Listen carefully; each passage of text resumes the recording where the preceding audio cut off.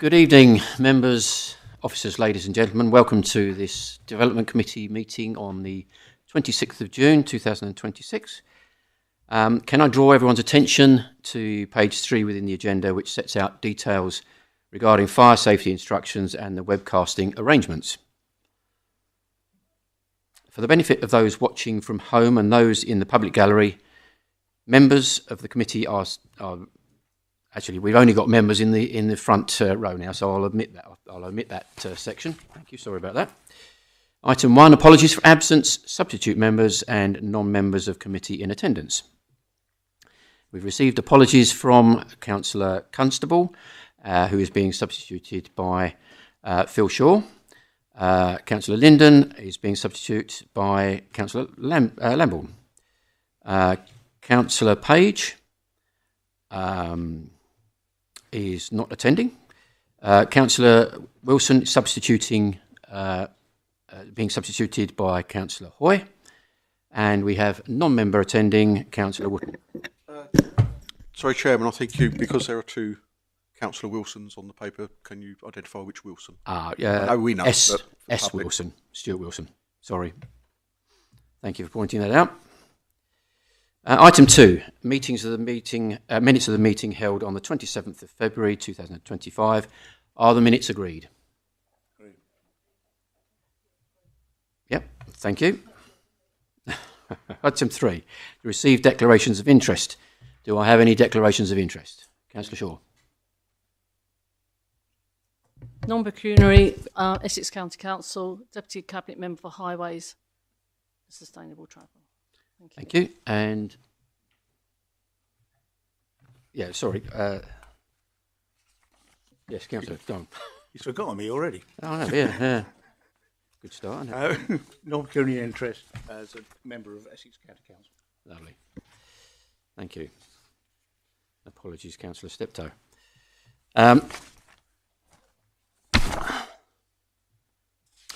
We now move on to items referred from the weekly list. There are no items referred from the weekly list. Councillor Inshaw. Thank you, Chairman. Could I put a motion through that we use agenda item 7 to be brought first on this meeting, please?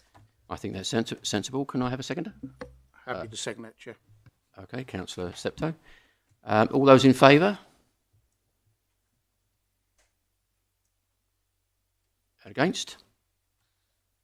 Abstentions? Okay, that is carried. So we will move on to item 7 as the first item to be considered.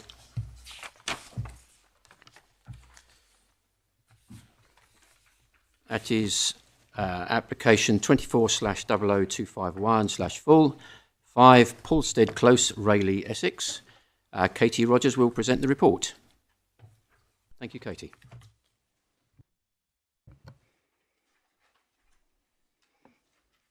Thank you. This application is for extensions to a dwelling house. The plan on screen outlines the site in red. Members will note the private drive to the southern boundary of the site, indicated by my cursor, which is, I appreciate, a bit difficult to see. The private drive leads to a cluster of residential properties to the rear of the site, and the property has also got neighbouring properties to the north and the south. The extensions proposed involve raising the ridge of the roof. I'll just put on screen the existing and proposed. So the existing plans are at the top of the screen, and the 4 proposed plans are at the bottom of the screen. I will zoom into those in a second. So the proposal involves raising the ridge of the roof and converting the loft space to habitable accommodation, including the installation of 2 pitched roof dormers. So if I just... Hopefully that's a bit easier to see. So this is the front elevation at the top of the screen there, proposed, and you'll see the 2 pitched roof dormers. And then at the bottom of the screen, you can see that a flat-roofed rear dormer is proposed. On that rear elevation at the bottom of the screen, you can also see proposed a single-storey rear extension. just move along and you can see the side elevation. So on this bottom plan at the bottom of the screen, to the right hand side, you can see that the proposed rear extension extends no deeper than the existing single storey element of the building to the rear. The two front dormers would be modest in size, and roof verge would be maintained below and to the sides. The rear dormer would be a large addition, but not dissimilar in scale to the rear dormers that can often be undertaken as permitted development. The proposal is considered to be appropriate in terms of design and impact on the character of the street scene. It is not considered that it would give rise to any unreasonable harm to residential amenity of the occupants of neighbouring dwellings, and the recommendation is one of approval, subject to the conditions as reported. Thank you, Katie. I should just point out the reason being why this has actually come to the committee is because the applicant is an employee of the Brentwood Council. Therefore, it has to go through committee. So, we have ward members, Councillors Brewer, Newport and Vilma Wilson. Do you wish to speak?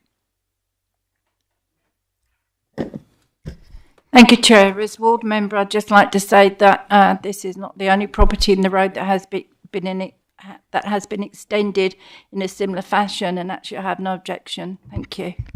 Okay, thank you.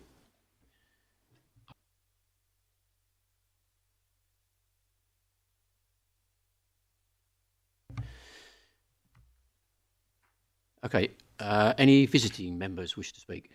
No? Okay, so committee members?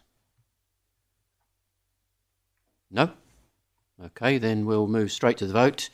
I will be proposing for the chair, from the chair, for this to be recommended for approval. Do I have a seconder? Yeah, happy to second, Chairman. Thank you. So those in favour, please would you raise your hand? That is unanimous. Thank you, members.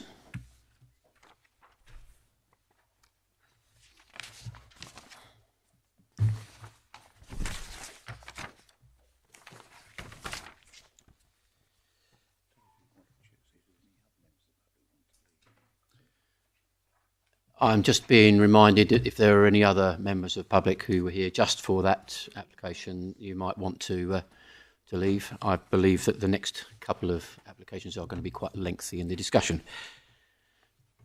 Okay, so we'll move on to item 5, 25/00156/4, Building A, Foundry Business Park, Station Approach, Hockley. Katie Rogers will present the report, please. Thank you.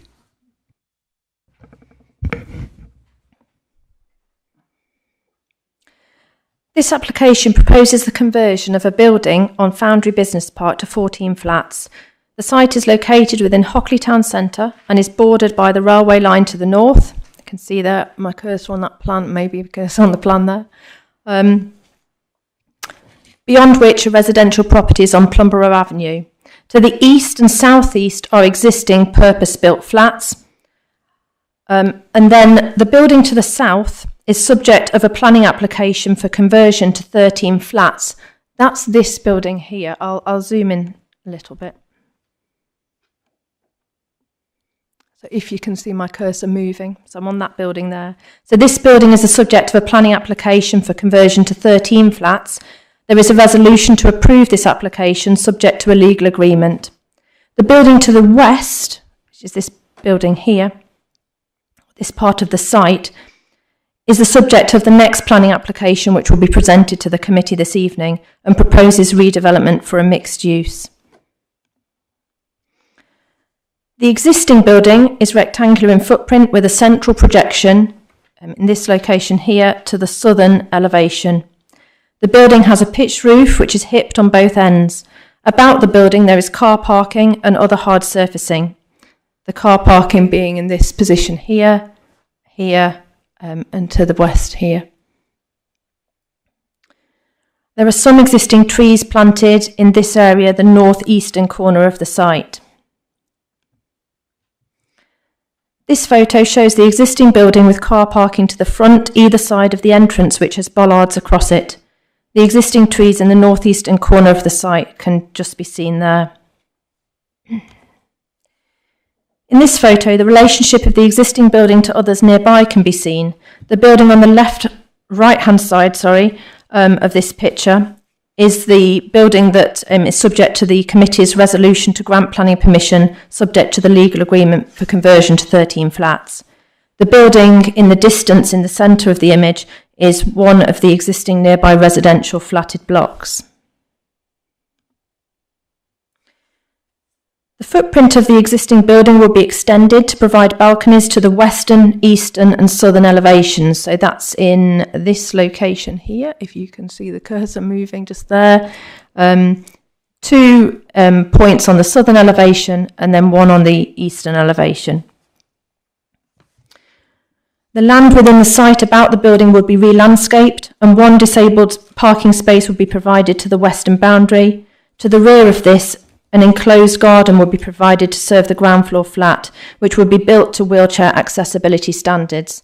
That enclosed garden is in this area here.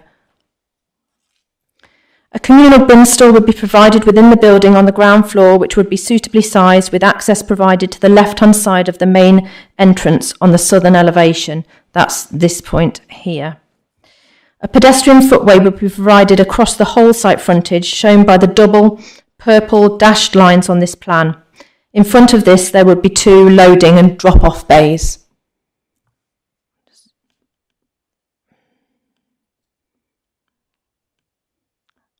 Might be a bit clearer.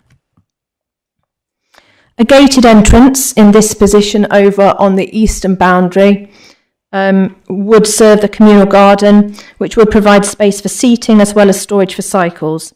This space would feature soft landscaping, including hedgerows and new trees. This planting would enable the scheme to deliver the required biodiversity net gain enhancements. The relationship of the extended building to existing nearby residential dwellings is considered acceptable, given the separation distances that would exist. The new windows would be provided in the eastern and southern elevations, which would face windows in nearby existing blocks, but across existing roads. So these are the proposed elevations. The proposed extensions would alter the appearance of the building, which would feature a flat roof as opposed to the pitched roof of the existing, which is shown by the dashed blue line on this plan. The proposed height increase can be seen on this plan, with an additional storey proposed above the height of the existing roof. New fenestration about the central access would give a strong degree of symmetry to the design.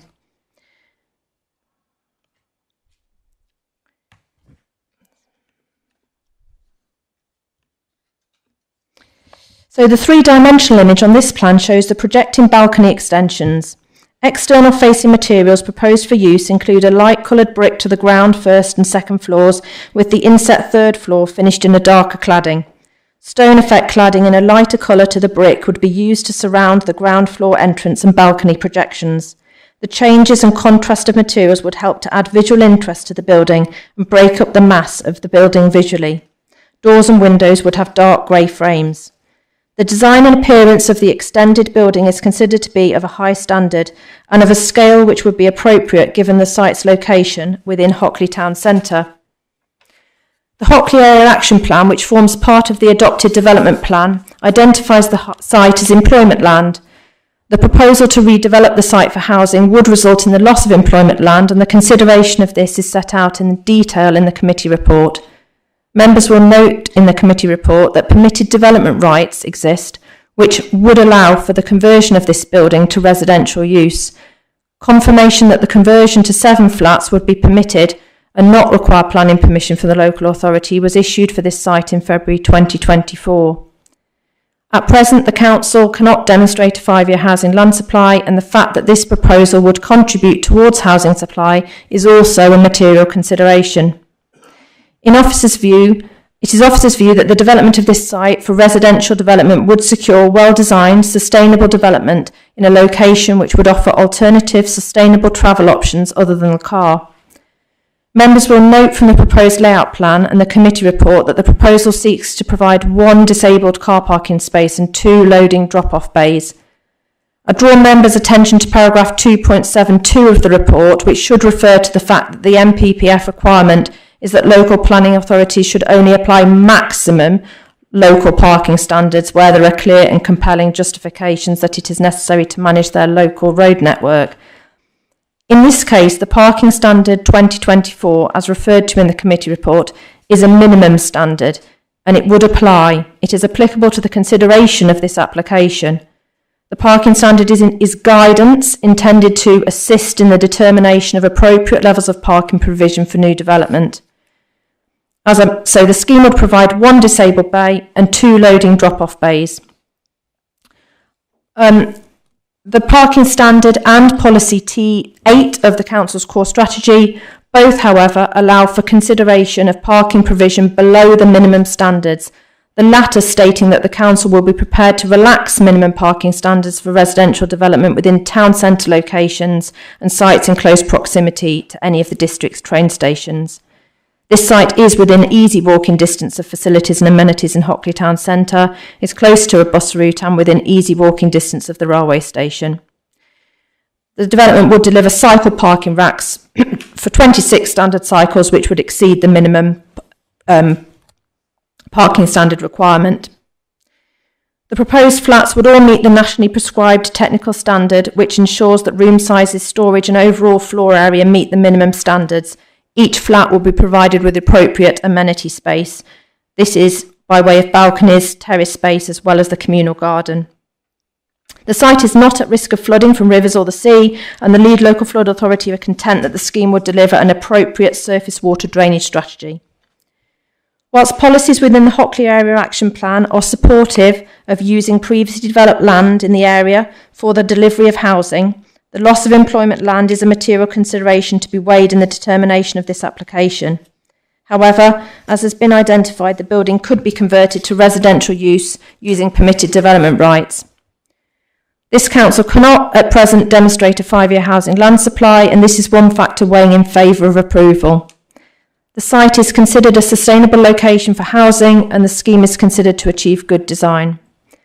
The recommended heads of terms of a legal agreement and planning conditions would secure mitigation and compliance with various policy requirements, including contributions towards infrastructure.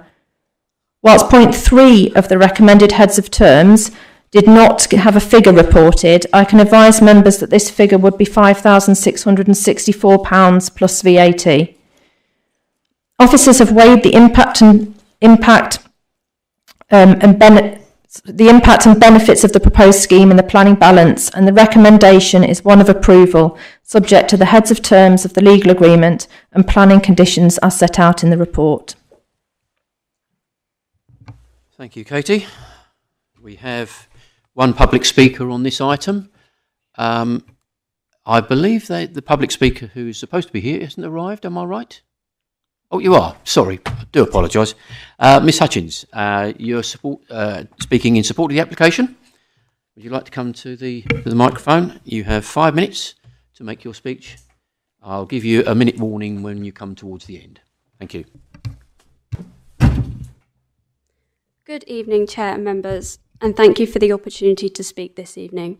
My name is Katie Hutchings from Sphere 25 Planning Consultancy, speaking on behalf of the applicant Govey Homes Limited in support of the proposed development. The planning application before you relates to Kilnfield House, or in the context of this application, Building A, which sits within the Foundry Business Park. The application seeks the redevelopment of Kilnfield House to provide 14 apartments in a mix of 1, 2 and 3 bedrooms. The scheme before you has been designed by Essex-based architects A9 Architecture. Formerly used as an office, Kilnfield House is set across 2 stories, providing approximately 600 square metres of floor space split into several smaller units. Planning permission for this building was granted in 2003 and it was built in 2004, but it has been vacant since September 2022. Whilst the building was marketed for rent as office space from September 2022 to May 2023, it had limited interest from potential occupiers, and Govey Homes began to seek alternative uses, including residential. Sphere 25 and A9 have been involved in the evolution of this scheme and that of the wider site at the Foundry since this point. In February 2024, the design team secured prior approval for the conversion of the building to provide 7 apartments utilising permitted development rights. However, seeking to improve the design and optimise the use of the site, pre-application advice for a full application was sought in March 2024. Advice from planning and urban design officers during this process confirmed support for the principle of the development and the scheme overall, subject to design amendments, including in terms of materiality, form and overall approach in the context of the wider site. A full planning application was validated in April this year, presenting a scheme which responds to the officers' comments and feedback. It is this scheme which is before you today, developed in collaboration with the Council's planning and urban design officers. It is a design of which we are very proud. As it stands, Kilnfield House identifies as a visually dated and vacant commercial building. The application proposals would see the appearance of the site vastly improved, such that it is more in keeping with the quality and built form of its surroundings as existing and proposed. All of the proposed 14 apartments meet or exceed the minimum space requirements, both internally and in terms of private external amenity space. In accordance with planning policy, one of the 14 dwellings is proposed as an accessible unit and an accessible car parking space is provided to this unit. Safe and secure storage for 26 bicycles is proposed for residents exceeding the minimum standard, as well as space for a non-standard bicycle or mobility scooter. The site is within a highly sustainable location, with Hockley railway station situated approximately 50 metres to the northeast. It is within walking distance of retail units, cafes, restaurants, convenience stores and community and health facilities, with Hockley Town Centre being located approximately 200 metres away. The proposal has been assessed by our independent transport consultants, who have determined that there are no identified transport-related grounds preventing the proposed development from being acceptable. Essex County Council's Highways Authority support this conclusion, raising no objection to the proposal and making specific reference to the car-free nature being acceptable on the basis of the site's high level of connectivity. Govey Homes has confirmed their agreement to a range of mitigation measures, which will be secured through a Section 106 agreement. This includes contribution to increase the capacity of GP services, habitat mitigation, and infrastructure to improve library facilities. In summary, the proposal seeks to deliver 14 high-quality flats, bringing a currently vacant office building into active and valued use in a highly sustainable location, improving the appearance of the site's built form and setting, whilst contributing to Rochford's housing targets. I hope that you can support the officer's recommendation to approve this application. Thank you. Thank you, Ms Hutchins. Can I ask you before you go, just something that may come up in the debate, do we know whether the developer is planning to do the whole site at the same time, or are they going to be doing one of these applications and then moving on? I believe that the applications, the buildings will be constructed in a sequence. Thank you. Useful to know. Thank you very much. If you'd like to return to your seat. Thank you.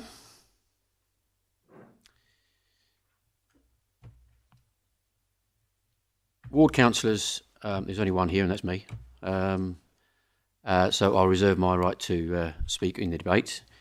Visiting members. No one want to speak? Nope.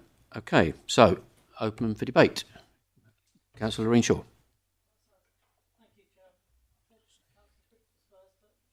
I do apologise. I've got you noted for sure? Next. Thank you. You've got someone leaning over you, which is, I don't think is quite right. First. Okay. Right. This can't be a condition, which I appreciate, but could this be a comment on page 45? 2.35, landscaping and boundary treatment, can we ensure that the trees are established, not saplings? So we get, if it is agreed, we get decent trees put in there, please. And I don't think it can be as a condition, Katie, but could it be a comment added, please? Thank you. Okay, Councillor Cripps.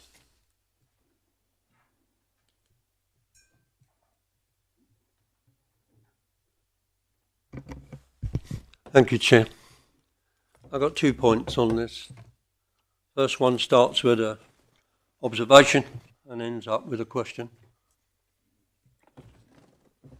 To be honest, I was given the mass and the size. Can I ask you to move closer to the mic so your voice can be picked up, please? Given the size of this new unit as such, I was rather shocked by the low level of infrastructure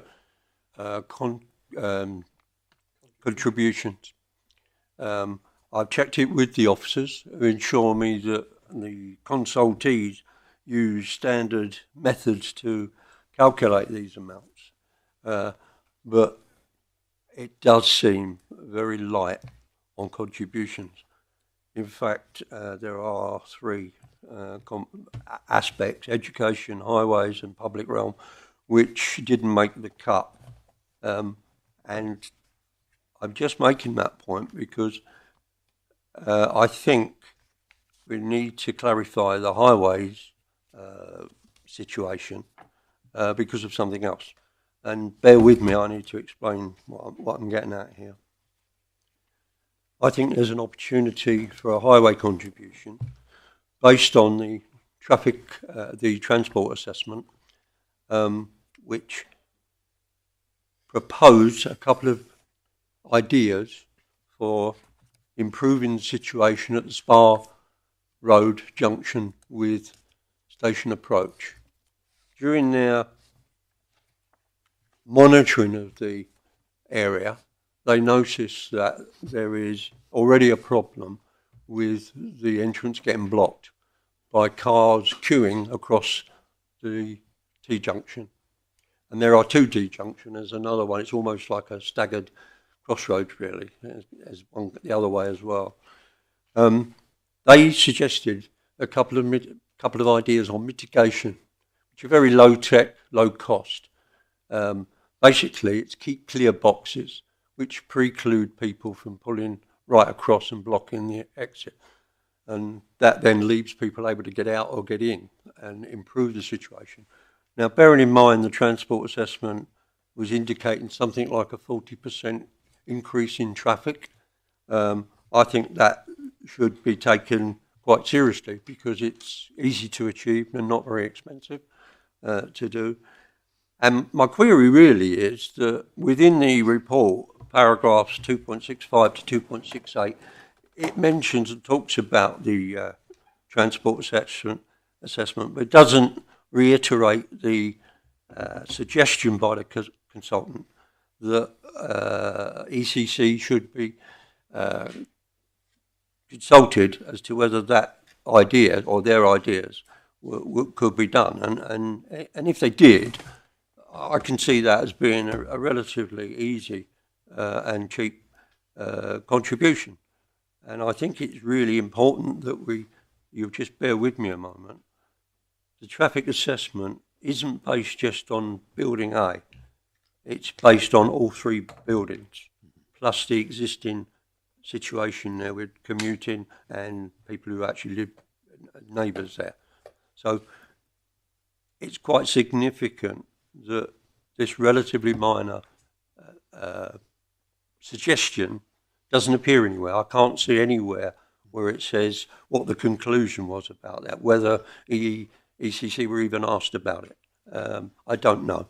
So I'm raising it for that point. So that's the question aspect of it. How did we conclude that proposal from the transport assessment? Yeah, can I just clarify on that, please, Jim? Are you looking at a keep clear or a yellow box? Apparently they're different. There's a yellow box, they call it, or a keep clear sign. So which are you suggesting? With a clear boundary round it. Yeah, I'm just... They don't go into detail. They called it a yellow box or a keep clear box. Yeah. Okay, so either or. Either or. Okay, Katie? Yep, thank you. So in terms of where Essex County Council Highways asked about it, when they're consulted on an application like this, they read the transport assessment that's been submitted thoroughly. So they will have read everything that the consultant has recommended or suggested, all of the data that's gone into that. And what comes out of that is a consultation response back to us. And that is considered if they think that in any way there needs to be any contributions or changes or works carried out within the highway to either make the access or safe or the development appropriate in terms of impact on the local highway network. The County Council Highways Authority would have been reporting that back to us as a request for either Section 106 contributions or requirements, and they haven't. So I'm satisfied that they've definitely seen and read all of the recommendations in that, but that they don't feel that any Section 106 requirements or other planning conditions would meet the necessary tests in this case. Yeah. Thank you, Katie. Okay. So basically, we're assuming that they're not going to take it up. They haven't actually said they're not going to take it up, or they are going to take it up. We're assuming that they're not going to take it up. For the reasons you said, they've not mentioned it. Okay. Yeah, the Highways Authority have categorically, in their response to us, told us that they're not requiring anything other than the conditions that were put in their response and then that have been carried through into the recommendation before you this evening.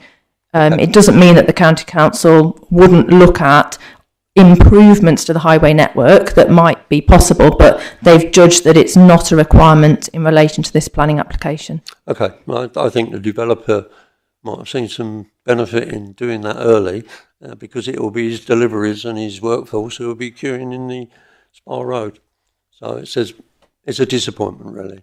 Yeah, thank you. I must admit I have a query about the paragraph that you picked out there, Jim, the 2.67, where we're talking about the traffic impact.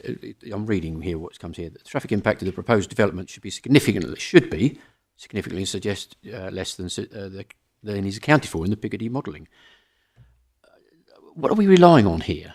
Are we relying on the modelling, or are we relying on the views of officers? Because I'm confused, because in the past I've had applications that I've been directly involved with where the modelling has been the main point considered. But it seems as though here they've seen the modelling, but they don't want to take it. I don't know if we've got a comment on that at all. So I think what paragraph 2.6, sorry, can you hear me? The microphone's really awkward. Can you hear me? I think what they're saying is that the modelling is a worst case scenario, essentially. So there's a comment in there that the traffic impact should be less than that. But yeah, I appreciate your point that you've been told before that the modelling is the sort of, the final thing that we judge an application on.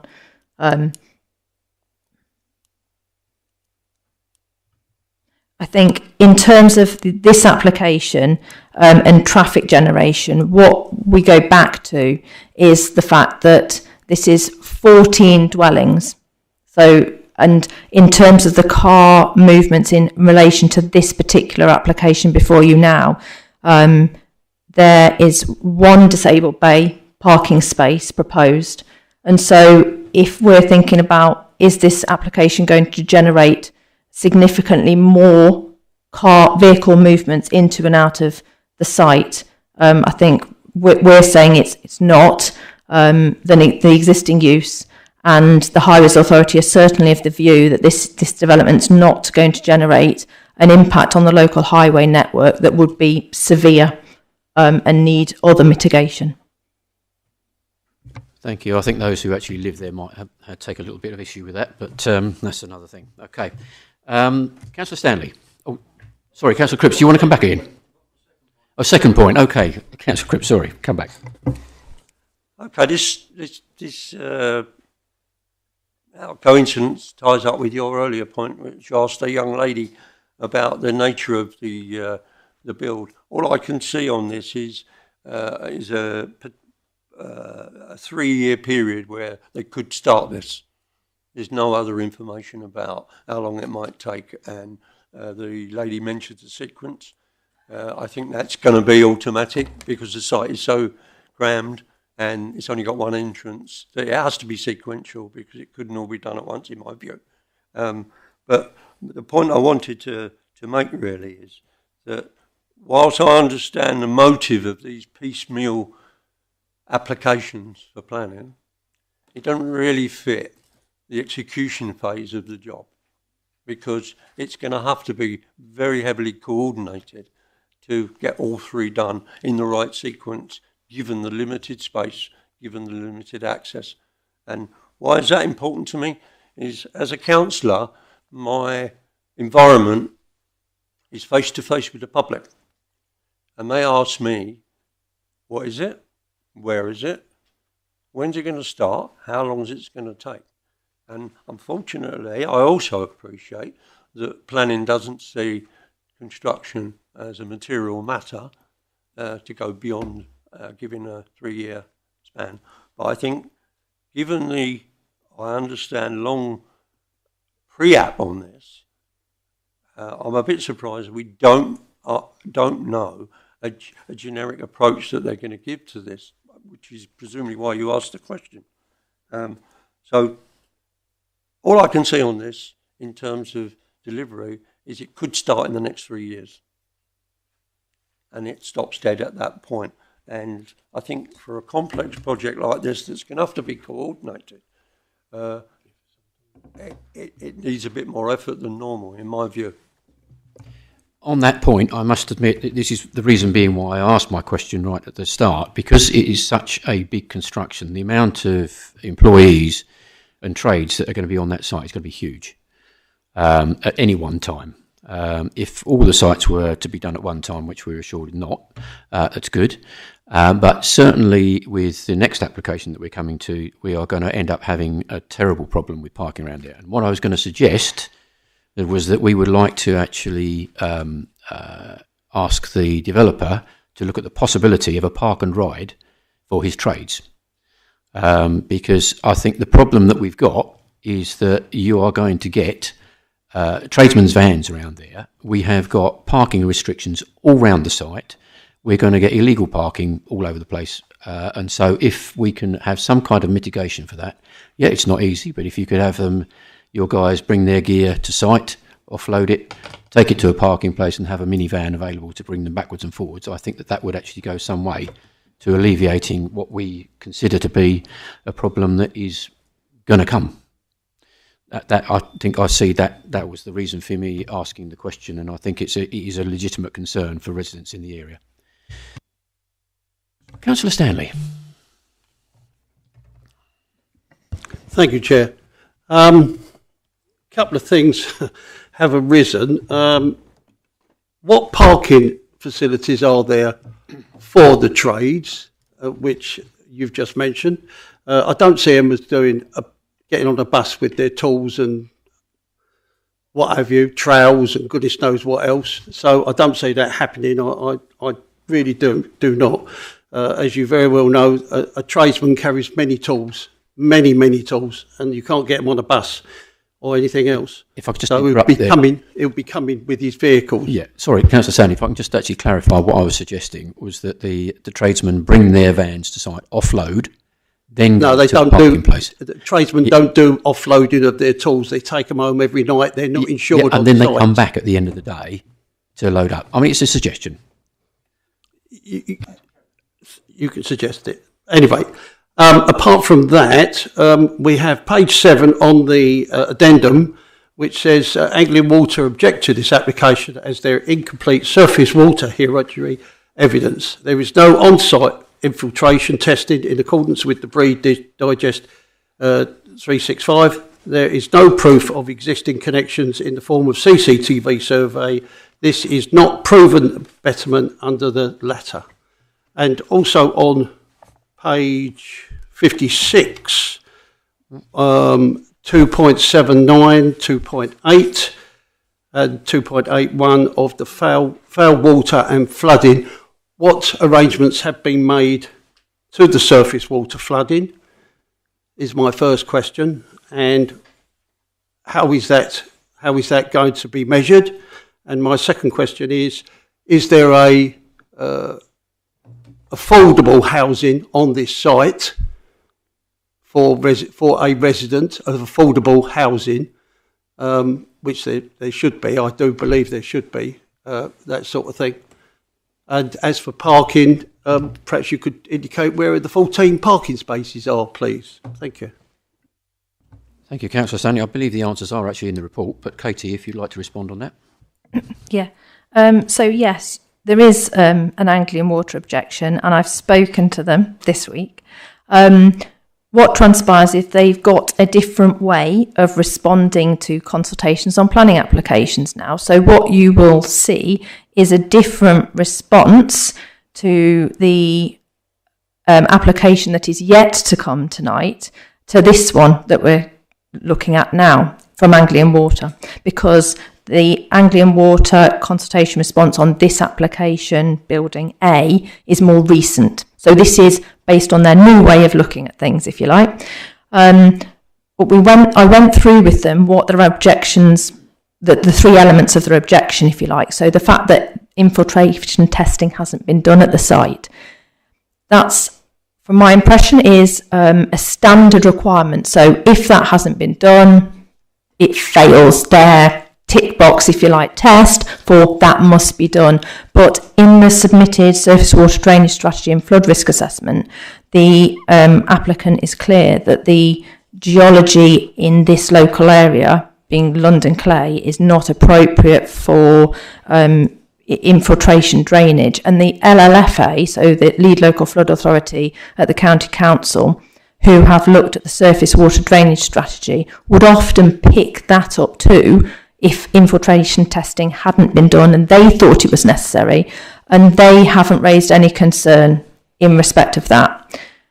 The fact that there is an existing building on the site is likely to mean that there is existing connections to the Anglian Water surface water sewer. The surface water strategy, so a draft surface water drainage strategy has been submitted, and the LLFA originally raised an objection based on the discharge rate that was proposed off-site, and the applicant has addressed that by providing an updated surface water drainage strategy plan, which shows that they are going to adhere to the 1 litre per second discharge rate of surface water from the site. That is significantly lower than the existing rate of discharge. So the LLFA are satisfied that this is going to achieve betterment in terms of surface water discharge and not risk any increase in surface water flood risk off-site. And the affordable housing? Sorry. I just wondered if you wanted to come back on that, but that's fine. We'll go on to the next one. If you have something to come back on, yes. Thank you. The reason that I've asked this question is that the fact that where the bridge is, it floods every winter, and we've got people in Plumrow Avenue there that are in a water floodplain, and their properties flood as well. So have they taken into consideration these properties, which is just on the back of this property? And because it is much larger, will have a lot more water coming off of it in the way of a concrete base. So I've asked the question, how much has that been looked into because of that flooding area? Thank you. Sorry, going back to the point that the LLFA originally raised an objection. They wanted the discharge rate to be lower. Okay, and the reason for that was that they recognised that it's in a surface, a sort of what they term as like a critical drainage surface water risk area, if you like. So that has been taken into account, and what Anglian Water and the LLFA are seeking to ensure is that surface water sewers are not overloaded, any more so than existing. But in this case, the surface water drainage strategy on site is going to, well, the draft strategy shows that they're going to install underground surface water crates, if you like, that hold the water back to enable this lower discharge rate to be achieved. So that's a draft strategy. There is conditions set out in the recommendation that the LLFA have suggested, which will ensure that the detailed strategy is agreed, prior to commencement of development. So your other point was about affordable housing. This site does not, given the quantum of development, necessitate the delivery of any affordable housing here, according to planning policy. And the parking for trades was your other question. Sorry, for residents. If I can, I can show you if you want to on the proposed layout plan. There is only, I'll put it.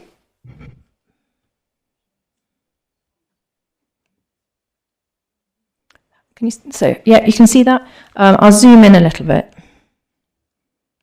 So in relation to this particular application, what's proposed is one disabled bay, and hopefully you can see it. If you can see my cursor just sort of moving around there, can you? It's up against this kind of western boundary, adjacent to what is like a little circular path, if you like, with a tree in the middle. So it's this is one disabled bay. And then in front of the main entrance, so to the bottom right-hand side of the plan on the screen, there are two loading drop-off bays.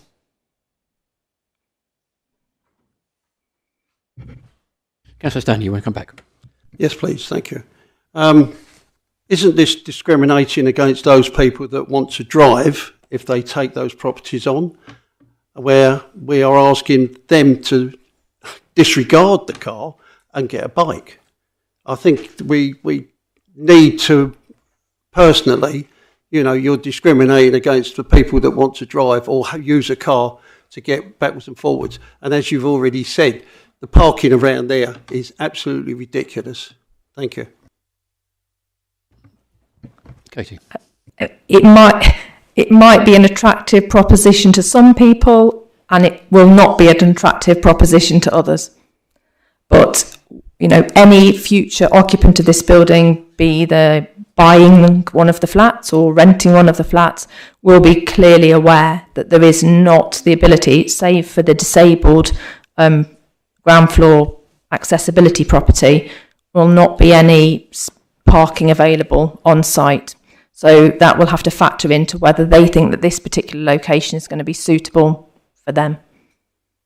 I think we need to put this in context. My understanding is that the council adopted the new Essex parking standard, and in this case what they're trying to achieve is modal shift in the way that people actually use transport.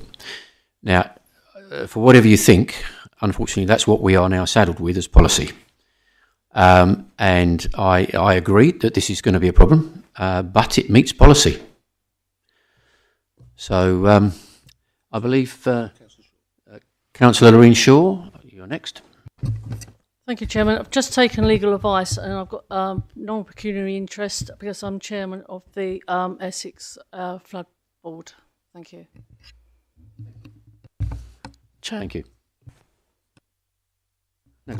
So I just wanted to clarify for members of the public that the note that was passed to me by Councillor Shaw was in relation to this issue. So everyone is aware what the note was about. There was nothing else discussed for the benefit of the public and the rest of the committee. I think he might be wise. Thank you. Yep, that's fine. Thank you very much. Anyone else? Councillor Hoy. Thank you, Chairman. Just a couple of points. First of all, is a question. Can the office confirm whether or not I've lost my PDFs for a minute. Whether the site under development, according to Hockley Area Action Plan, which has been referred to, is within the employment land area or the Eldon Way Opportunity Site. Do you want to answer those questions first, and I'll carry on for the rest? Katie? Yes, it's in the employment land area.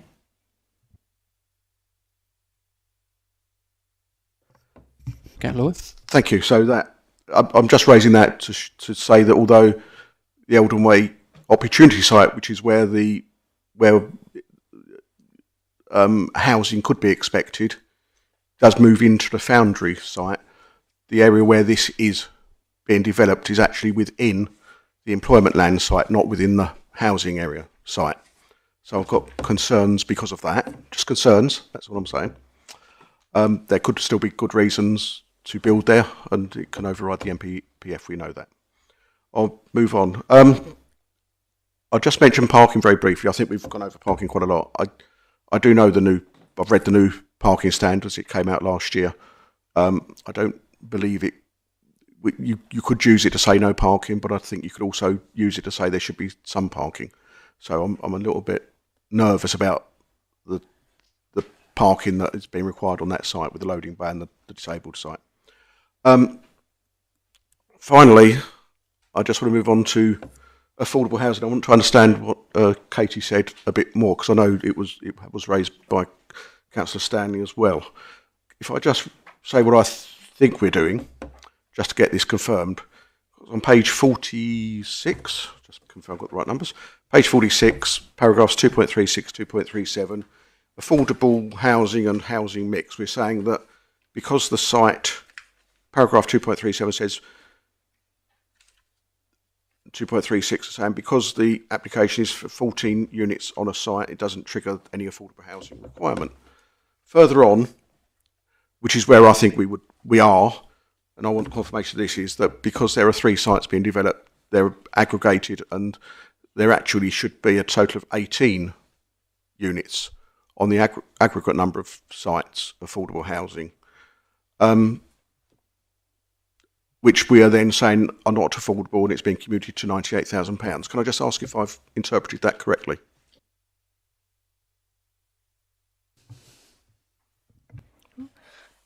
Yep, so if the sites were being developed as one application, then yes, the affordable housing would have been based on the total number of dwellings, but these are, albeit in the same sort of ownership, these are discrete applications that could be developed out completely separate to one another, if you like, depending on what happens in the future. So in relation to an application for 14 dwellings, the policy wouldn't require any affordable housing at present.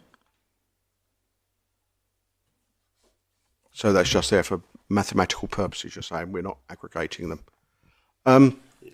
The policy further goes on to say that with the £98,000, I cannot find the paragraph at the moment because I'm a long way away from it, but it says something along the lines of the money could be used within the parameters as see fit by the council. We have no way, and I've checked this previously with our officers, we have no way of spending any Section 106 money for affordable housing.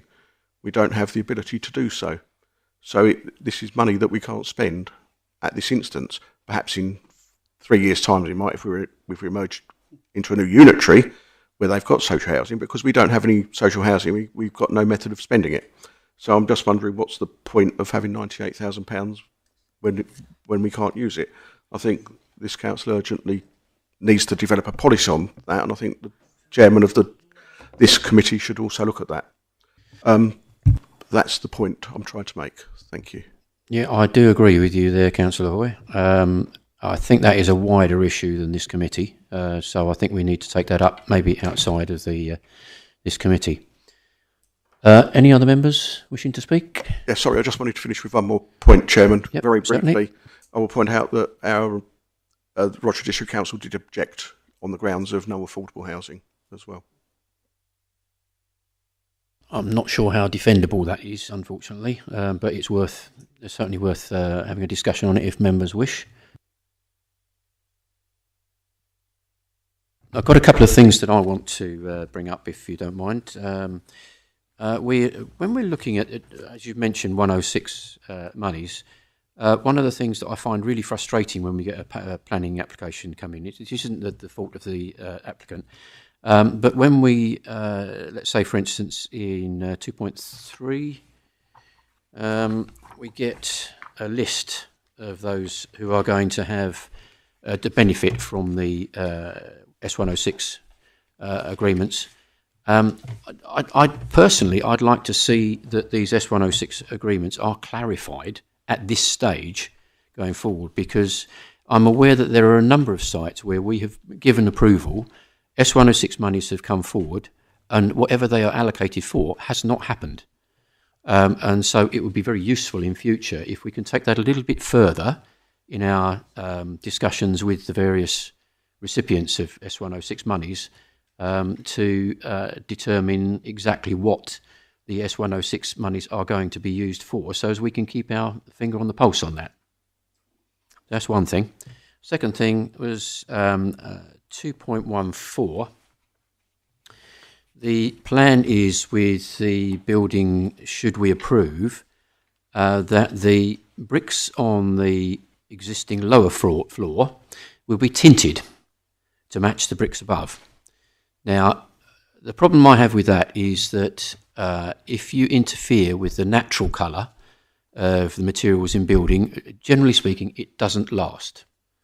You can use various examples for that, but what I would like to see is a condition come on here that the tint is kept in good condition, and maybe needing redone, whatever, in the future in perpetuity, so as we don't end up with a scruffy looking building that has the lower floor where the tint has actually gone.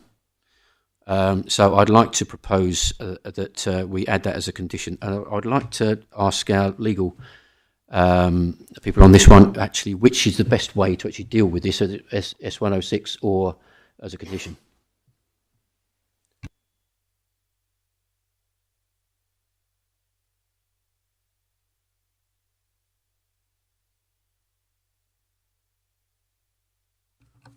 Sorry, Chair, can I suggest that officers advise you about the appropriateness of imposing a condition or Section 106 obligation in first of all, because in order to impose a condition or Section 106 obligation, it has to meet the relevant tests, it has to be necessary, and I don't know what evidence the Council has about deteriorating tinting, if you see what I mean. But the officers might know more, and then I can come back in to advise you. Okay, thank you. I did actually speak to officers beforehand, and they told me to talk to you. So if I could have a response from officers, that would be useful. Thank you. Yeah, sorry, I was just looking. We've got condition 2, which lists the approved plans, and that includes the materials schedule that I showed earlier.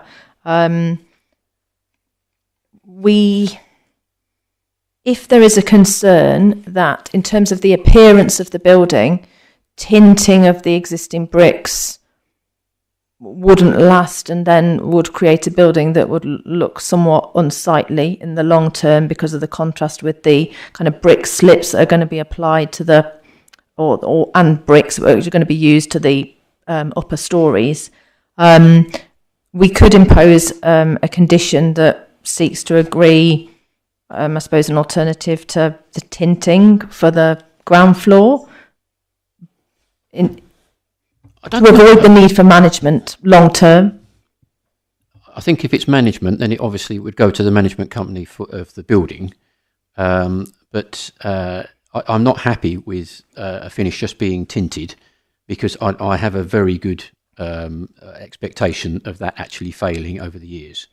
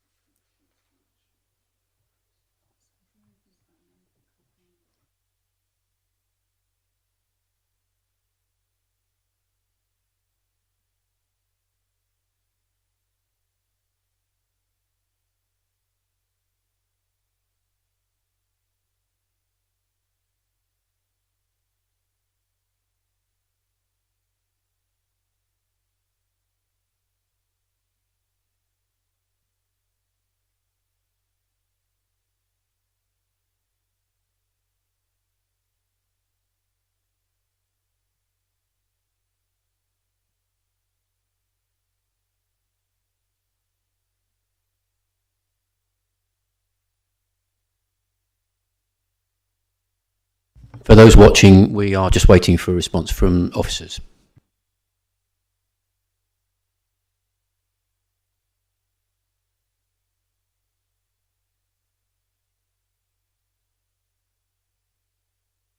So I think the way that we'd advise is that we put on an additional planning condition, suggesting that we want a different finish to the ground floor to be agreed, so that we avoid the need for tinting bricks, and maybe use it that way, so that we'll get the same finish to the first and second floors, third floors.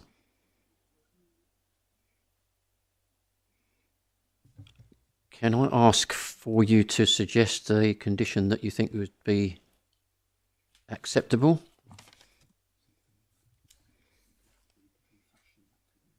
It's a standard condition that basically says materials for use in the external finish of the ground floor are to be agreed prior to, first occupation, or however, whatever time frame you put on it, but they wouldn't be able, and we'd require them to carry the agreed details out as well.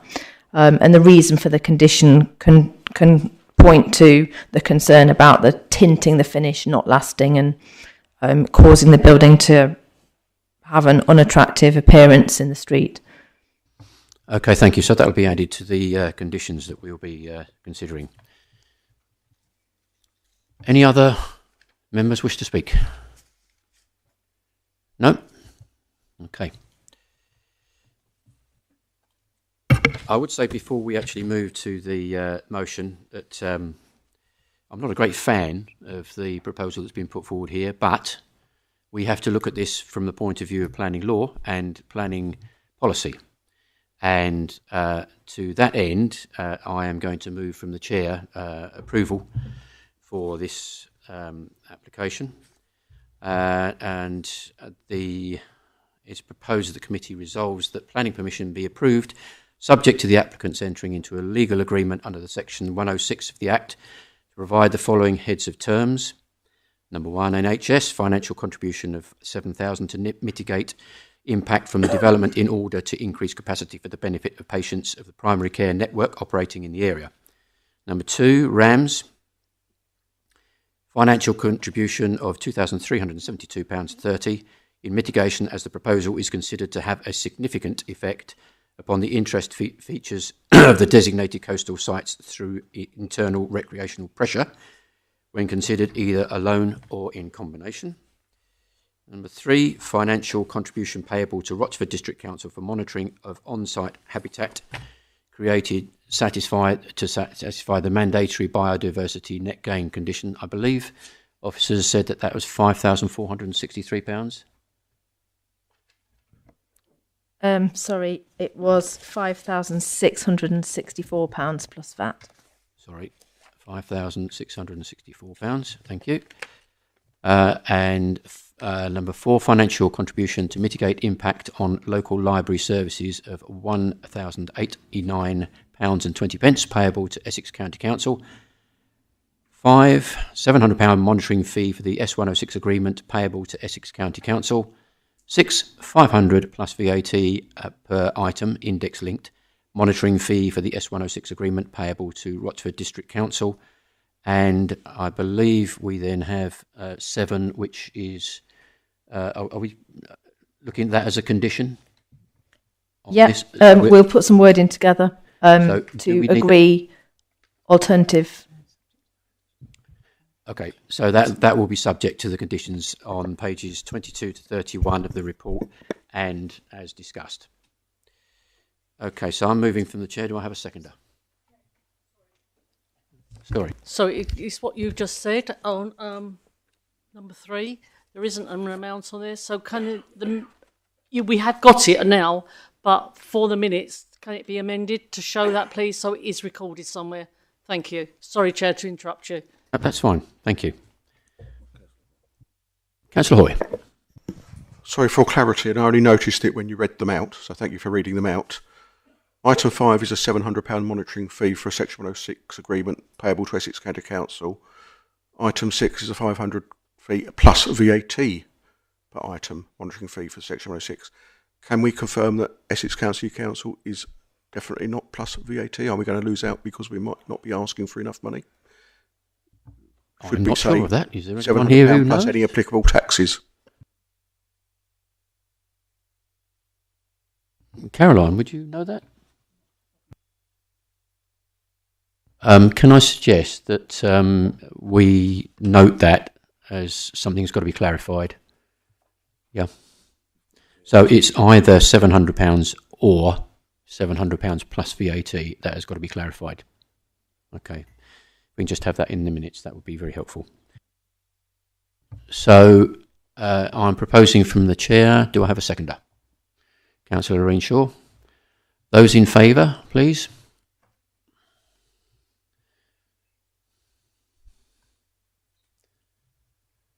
Those against? Abstentions?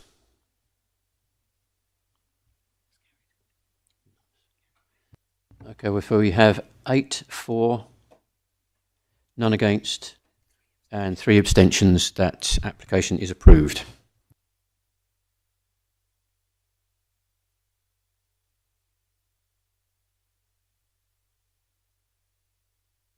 Moving on to item 6. Application reference 24/0015/full.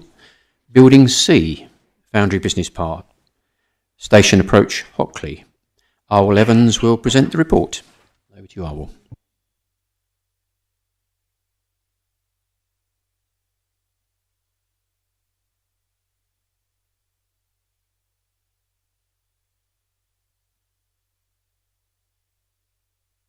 We're just opening the plans, Chairman, if you can just give us a few seconds, please.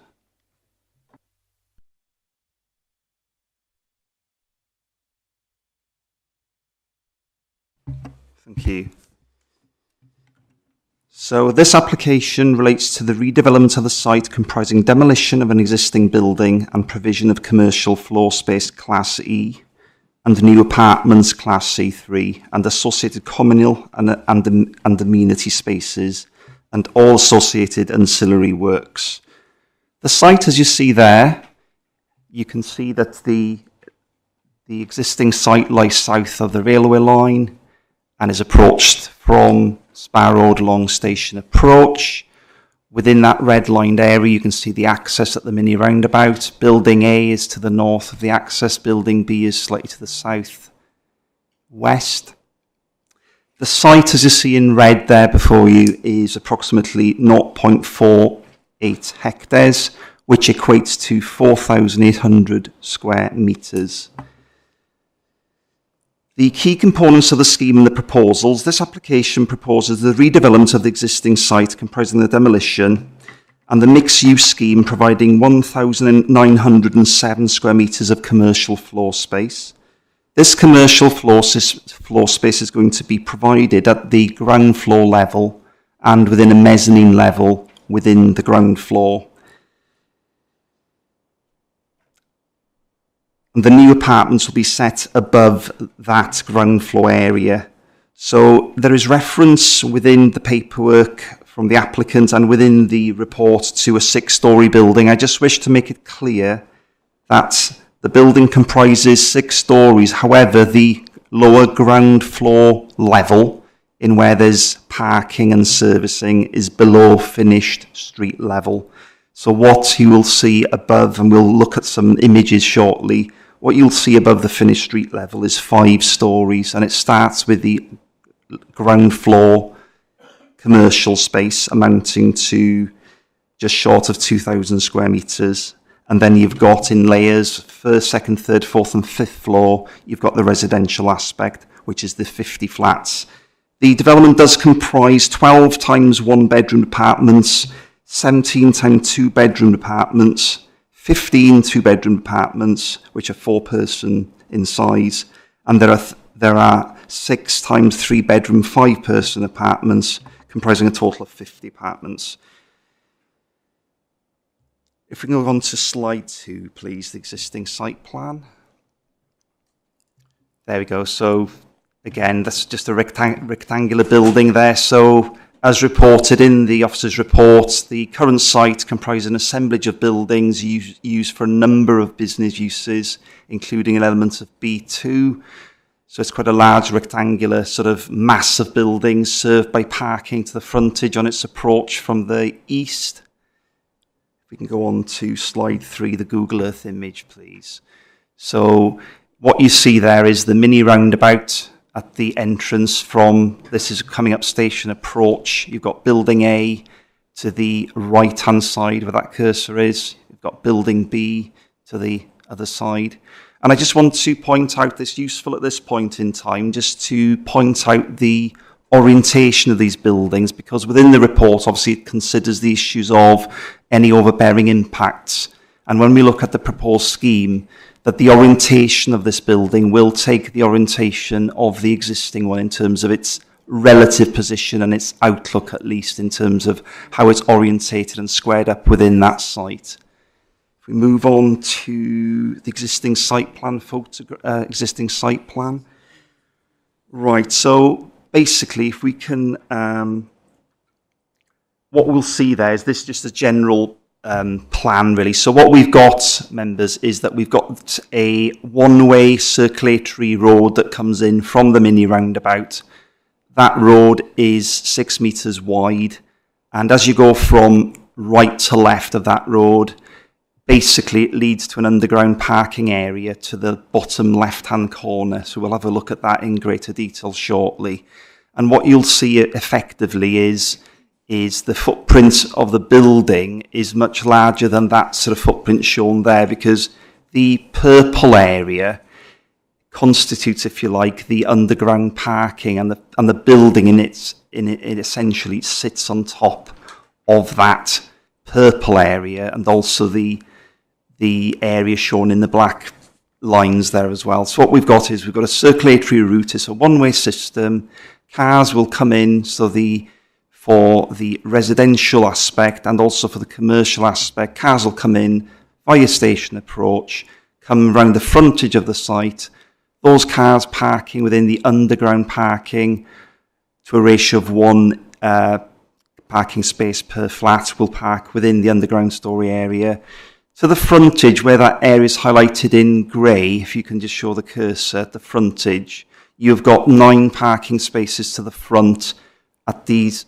Yeah, that's it, where the cursor is. You've got 9 parking spaces there, which we'll go into a bit more detail shortly. But the intention of that is to provide, in total, 9 parking spaces for the commercial activity, with 3 of those being disabled parking bays, with further parking within the underground storey for the commercial as well. But what you'll see is that there are 2 outside areas of amenity there, which is the one between the east aspect of Building C and to the west of Building A. So there's going to be an open aspect there. So I just wanted to share with you in terms of the layout and where the amenity is.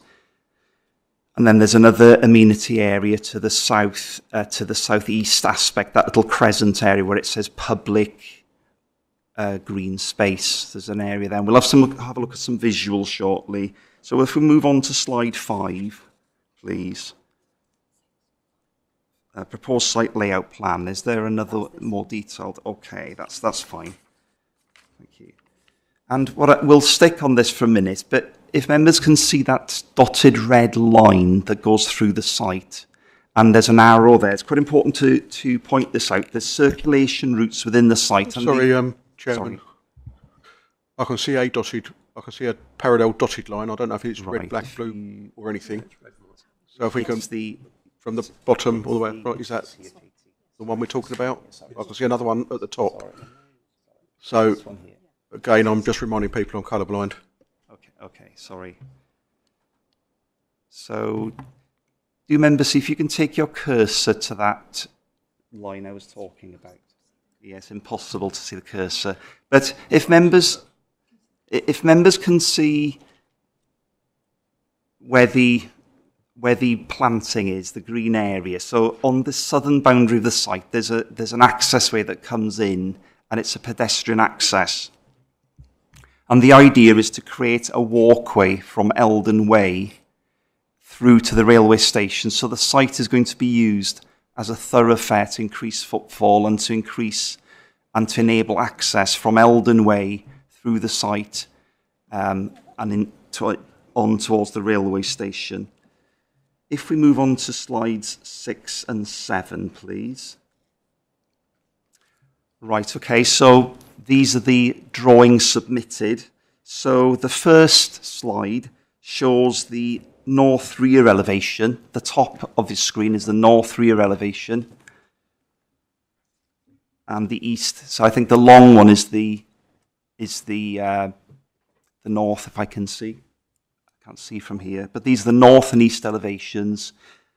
And then the second slide those are the east and west elevations. So what members will see is indicative of scale. It's important that I highlight this. The submitted plan set out that the proposed development, which in terms of the built form is a building of significant scale, of 5 stories, not including basement parking, being approximately 21.72 metres in height at its highest point. And you can see from even those line drawings is that the building has been purposefully broken up into various sections, and this is better explained by the visuals to actually break up the visual massing of the building.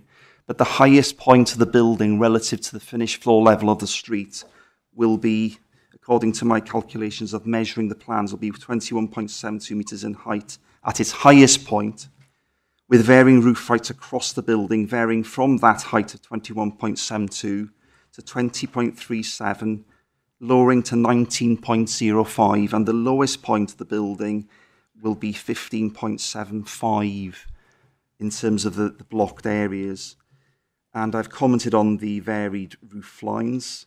I'd like now to show you members a few visuals, which is slide 8 to slide 15. I'd like to just talk you through the visuals. That's the street scene. So set against the approach to the site. It's a very faint drawing, I apologise members, but you can see the massing of the building relative to the massing of the residential development on approach. And that would be an approach from the southeast.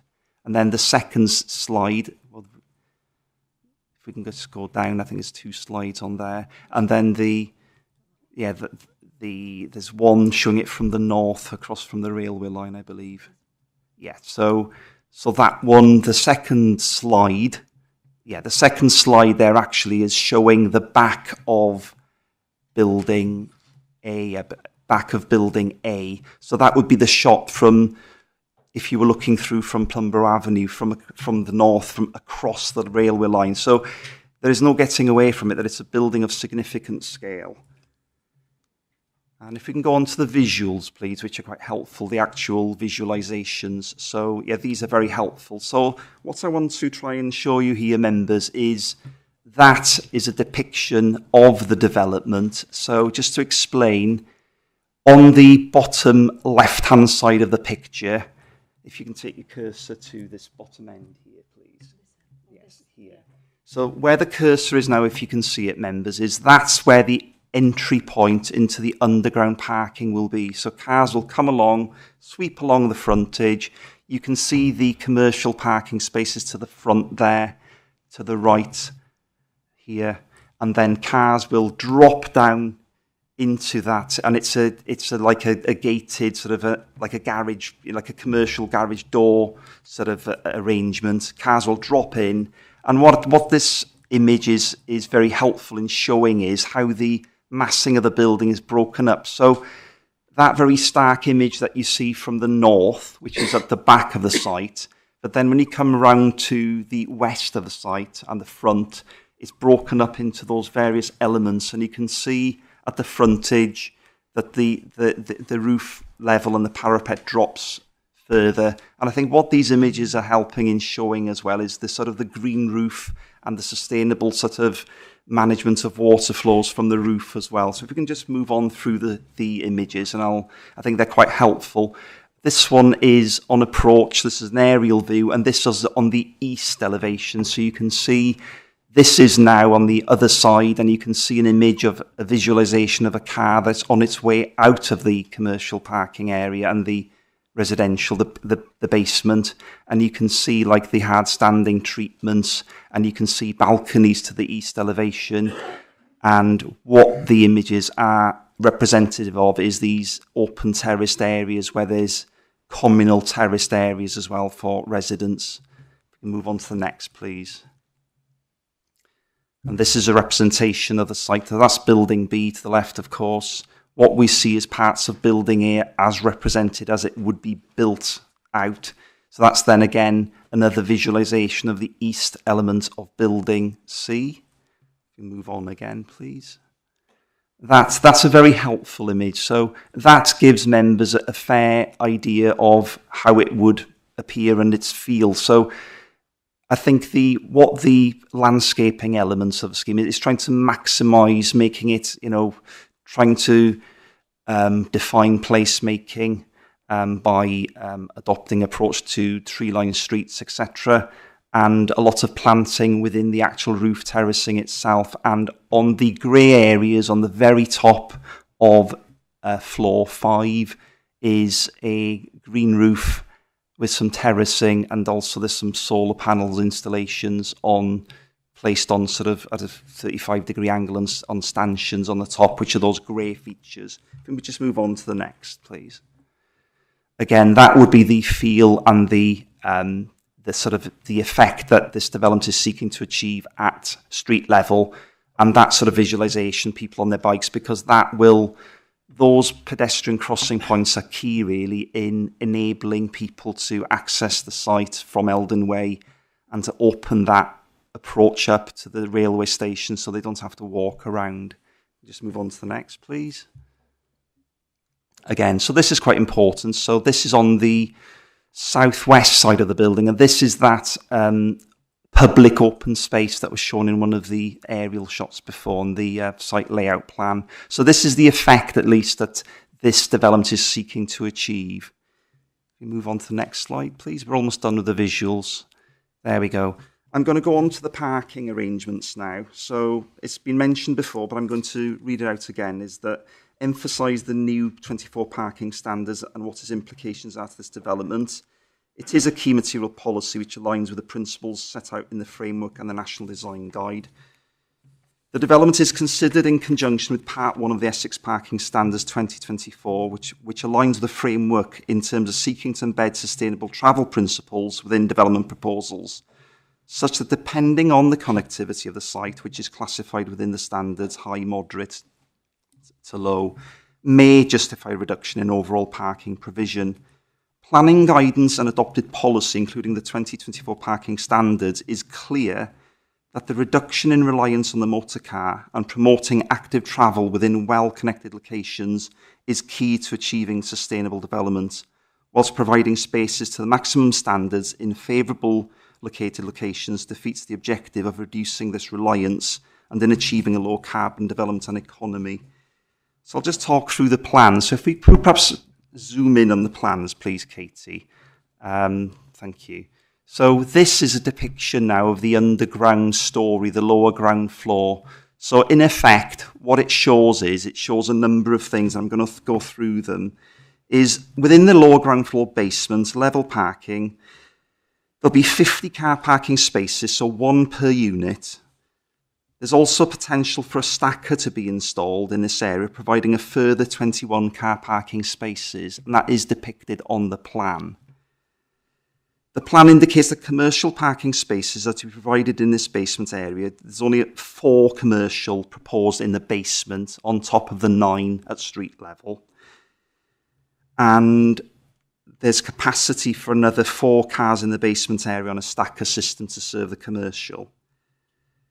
Then there's also provision within that basement area for 7 powered 2-wheel vehicle spaces. And also, you can see those green annotations on the plan against some of the parking areas. So these are indicative of EV charging points. And members will note that Condition 17 actually does clarify what the provision should be. And those provisions set out by the actual condition is in line with the percentage ratios set out by the latest parking standards. It is considered that given the location of the site close to the railway station and bus routes, that the number of parking spaces provided to serve the respective uses is adequate. Page 69 of the parking standards indicate that for a one-bedroom unit, that the requirement is for one parking space, and this is also true up to 1 and 3 bedroom spaces. And there's a different criteria if the dwellings were larger. So all I'm trying to make clear is that the 50 parking spaces is in line with the standard. The visitor parking spaces, based on 0.25, has not changed within the standards. So 0.25 per dwelling, and that would round up, in this case, members, to 13 spaces in total. The applicant's approach to this is that, in effect, the parking strategy is based on a sustainable location and high connectivity of the site, such that the proposals do not account, in effect, for residential visitor parking in the overall numbers. However, the potential for a stacker system to provide a further 21 car parking spaces for the residential, if provided, would exceed the requirements if applied in the same way as the old standards. But the connectivity of the site must also be factored into this overall equation, such that it is an empirical judgment taking into account the wider picture in terms of what planning policy is seeking to achieve in enabling design and layouts, which purposely seek to change consumer habits and, in this case, choice in terms of transport modes which exist here, and reduce reliance on the motor car. I'm just going to move to some of the key issues, the material planning considerations. But before that, I'll just mention the cycle spaces. Those are shown. So on entry to the site and within the basement, there are storage facilities for 26 cycles on the ground floor, accessible via a residential entrance towards the western end of the building, and a separate residential entrance at the eastern end. There is also further area of internal storage capable of accommodating 28 cycles, making a total of 54 residential cycle racks. This provides at least 1 cycle rack per unit. It is noted that there are 17 racks beside the main entrance for visitors and a further 14 racks within the lower ground area to serve the commercial space. I'm going to move very quickly in the presentation just to the main material planning considerations. So the principle of the development and in an overview. The framework places emphasis on the efficient use of land, including the redevelopment of brownfield sites as a means of meeting housing need and supply in conjunction with other approaches, including the designation of allocated sites and release of land from the green belt. The provision of new development to meet housing need within sustainable and well-connected locations, well served by facilities, is considered to be an important endeavour to reduce pressure on the green belt and to embed travel principles and opportunities at such sustainable locations to reduce carbon emissions. This development aligns with these principles. The development also aligns with the Area Action Plan that proposes mixed use, including residential and commercial, at this site. The policy BFR2 of the Allocations Plan 2014 considers the redevelopment of Eldon Way and Foundry Industrial Estate for an element of residential development, recognising this site as a partly brownfield residential allocation. It explains that policy seeks to ensure that the site will no longer be retained for solely employment use, but will provide a range of uses including residential, employment, leisure and retail. The loss of employment land is acknowledged.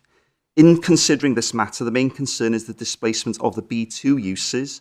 However, given the vision set out by policy, the proposals as a whole do not undermine policy and contribute in a positive manner to the vision for Eldon Way and the Foundry site, but mainly the Foundry site itself.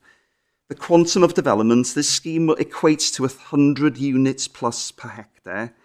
The BFR2 advocates 75 to 80 dwellings per hectare. So the actual provision is in excess, because it's a flatted scheme, the provision is in excess of that, the anticipated density per hectare, and that then further contributes to the potential argument in terms of addressing the housing shortfall. Members will note from the report that the housing viability assessment has been submitted.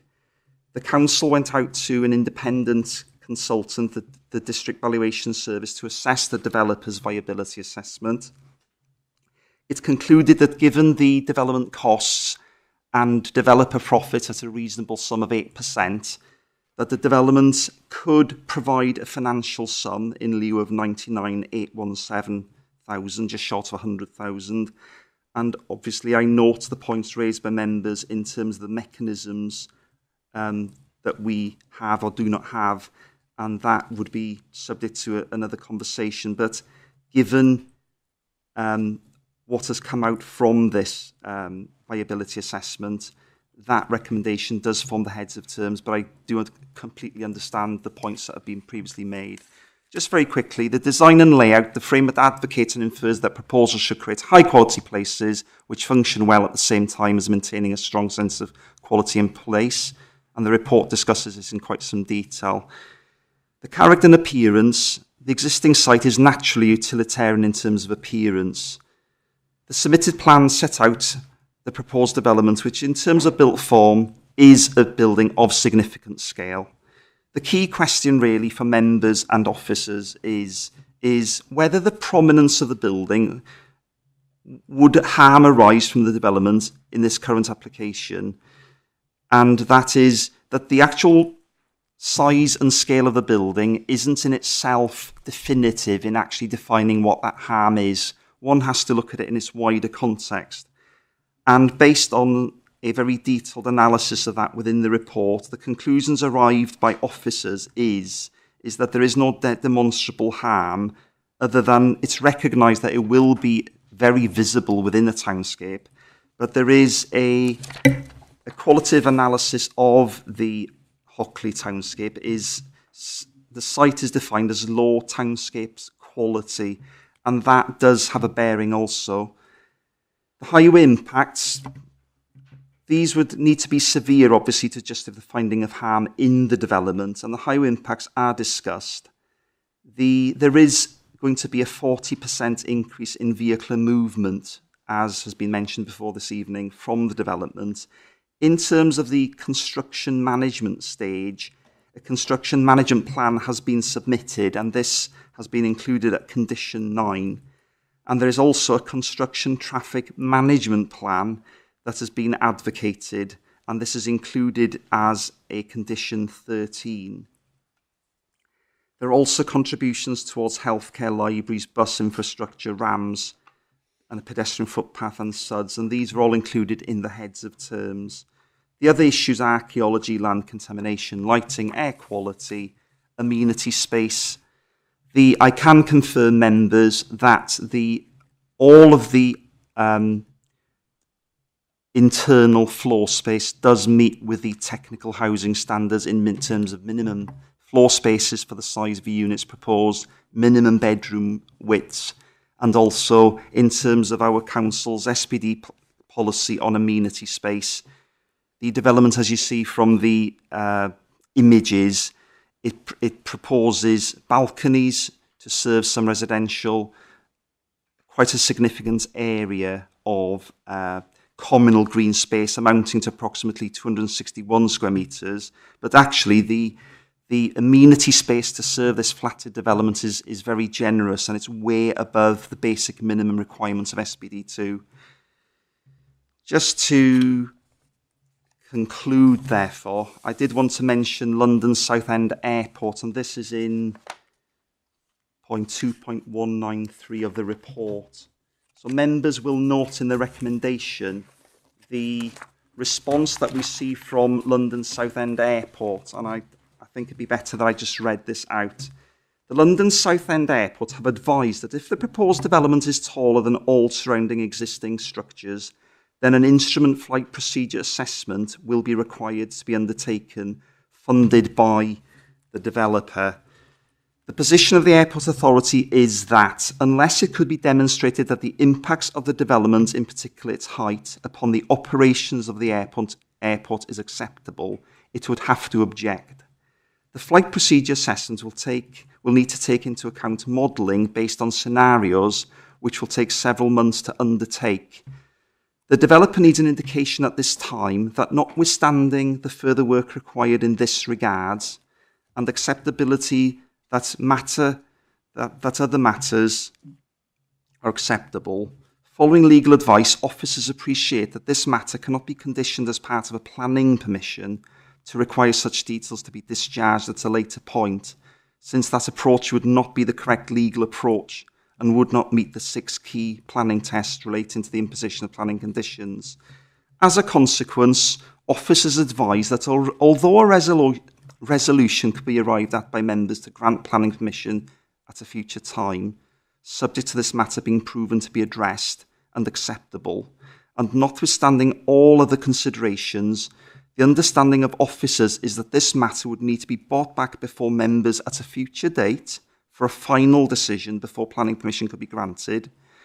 The preferred alternative approach, freeing up future committee time and giving the applicant certainty, would be that, subject to all other matters being acceptable at this time, that a resolution is reached that the outstanding matter is delegated to the Director of Place and a decision issued under the powers conferred subject of the recommended conditions and any other conditions relating to airport safeguarding as considered appropriate by the Director of Place and officers if the development is otherwise found acceptable. So what that is saying is that on this matter of assessing whether the issue around the airport safeguarding can be addressed, there is work that is going to take several months to undertake there. And although members could consider everything at this point, we can't actually make a decision this evening. But members do have the opportunity to delegate that aspect to the Director of Place. Just to finally summarise, we've covered flooding and drainage before.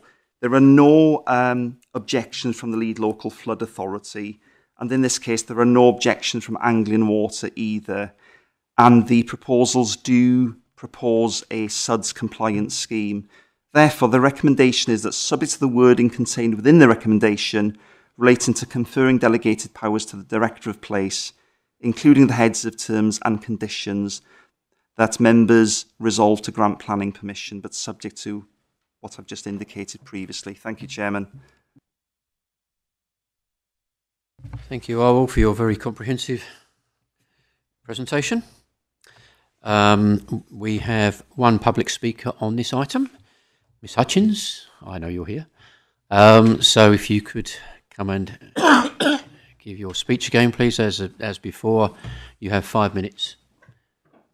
Over to you. Good evening, Chair. Could I, excuse me, please, sorry.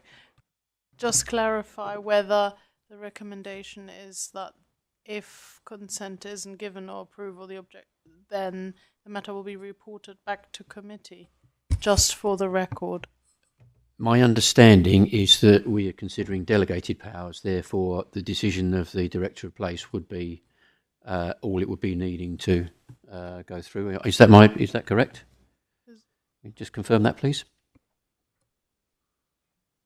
Thank you, I have Chair. confirmation. Thank you.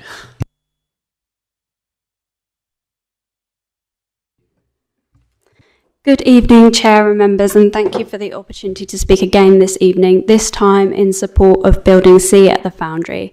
To recap, my name is Katie Hutchings from Sphere 25 Planning Consultancy, speaking on behalf of the applicant Govey Homes Limited. The Foundry has been in operation for 40 years, providing 20 units and 2 yard areas serving industrial, light industrial and office type businesses. However, prior to Govey Homes' acquisition of the site in December 2022, the business park began to fall into a state of disrepair, which, as confirmed by the independently commissioned schedule of condition, is generally not fit for purpose. It is in a dilapidated condition with asbestos in varying locations throughout and requires substantial repairs to bring it to the required standard of condition and safety. The application before you this evening seeks the redevelopment of the site, comprising the demolition of the existing units and erection of a building providing 1,907 square metres of commercial floor space at ground and mezzanine levels and 50 apartments on the 1st to the 5th floor, providing a mix of 1, 2 and 3 bedroom flats. While the applicant team acknowledges the concern from neighbours regarding the displacement of local businesses which had been operating from the existing units, we would emphasise that the proposal would provide an increase in the amount of employment space on the site. As noted within the supporting economic statement, the employment space will make a positive contribution in terms of jobs and wages, including the generation of 41 full-time equivalent jobs, generating 1.4 million per annum in wages. The proposed employment space is of high quality and represents a significant improvement compared with the current conditions on the site. It has been specifically designed such that it could readily accommodate displaced businesses where appropriate.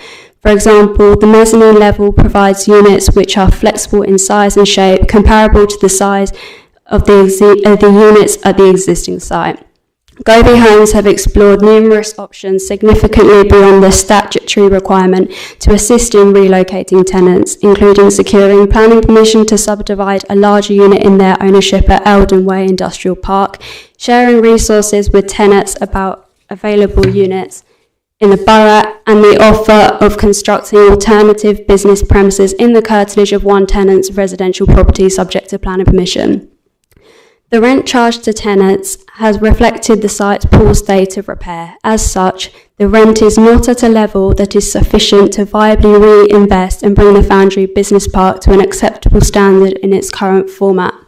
Seeking to bring the site into efficient use, the applicant team has engaged in several pre-application inquiries with planning and urban design officers, the first of which took place in May 2023, followed by a follow-up inquiry in August 2023. These meetings steered the direction for this application and the wider site. Upon the submission of the application in January 2024, Govey Homes entered into a planning performance agreement with the Planning Authority. The extensive collaboration with officers has shaped the proposal to achieve the scheme which is presented to you today. Since the project's inception, the architecture has been led by A9 Architects and is of exceptional quality. All of the 50 proposed dwellings meet or exceed the minimum space requirements, both in terms of internal and external amenity space. A total of 760 square metres of communal external amenity space is also proposed throughout the development at various levels of the building. In accordance with planning policy, 2 of the 50 dwellings are proposed as accessible units. The basement level serves as a car park and refuse storage area, serving both the residential and commercial uses. A total of 50 car parking spaces are proposed to serve the residential units and 4 spaces are proposed to serve the commercial units. A further 9 car parking spaces are proposed at the front of the building to serve users of the commercial units. Storage areas for a total of 86 bicycles are proposed throughout the basement and ground floors, serving both residential and commercial users. The proposal has been assessed by independent transport consultants who have determined that there are no identified transport-related grounds preventing the proposed development from being acceptable. Essex County Council's Highways Authority also raised no objection to the proposal. Govey Homes has confirmed their agreement to a range of mitigation measures which will be secured through a Section 106 agreement. This includes contributions to the provision of off-site affordable housing, to increase the capacity of GP services, to improve library facilities, to upgrade 2 bus stops on Spa Road, and to improve ecological sites. In summary, the proposal seeks to deliver 50 high-quality flats and 1,907 square metres of commercial floor space, bringing a currently dilapidated and hazardous site into active and efficient use, improving the sense of arrival to Hockley from the railway station and crucially contributing to Rochford's housing targets. Thank you. Thank you very much for your speech there, Ms Hutchins. You can return to your seat. Thank you. There are no visiting members now present. I am the only ward councillor here and I'll reserve my comments for later in the debate. So now I shall open the debate to the floor. Councillor Stanley. Thank you, Chair. The developer on page 97, the developer does not propose a policy of compliance to 35% proportion of affordable housing. Why is that? When it far exceeds the 16 units, I think that is something which should be, is not justified in not being compliant with it. Plus the fact, I don't know, but electric vehicles. There is a safety concern with electric vehicles on the count that they do catch fire. And the fire brigade have difficulty in putting them out. In fact, they actually put a blanket over the fire to stop the oxygen getting to the electric vehicles. Now, I just wonder, and from what I can't see anything in the paperwork, that there is any address to the safety concerns of electrical fires on electric vehicles in the way of either a sprinkler system or something like that in the underground car park. This could quite easily be another Grenfell disaster in the way a fire can attack the whole building, and those at the top floor won't know anything about it because it doesn't show anything in the documentation there as to safety concerns of electrical fires from electric vehicles.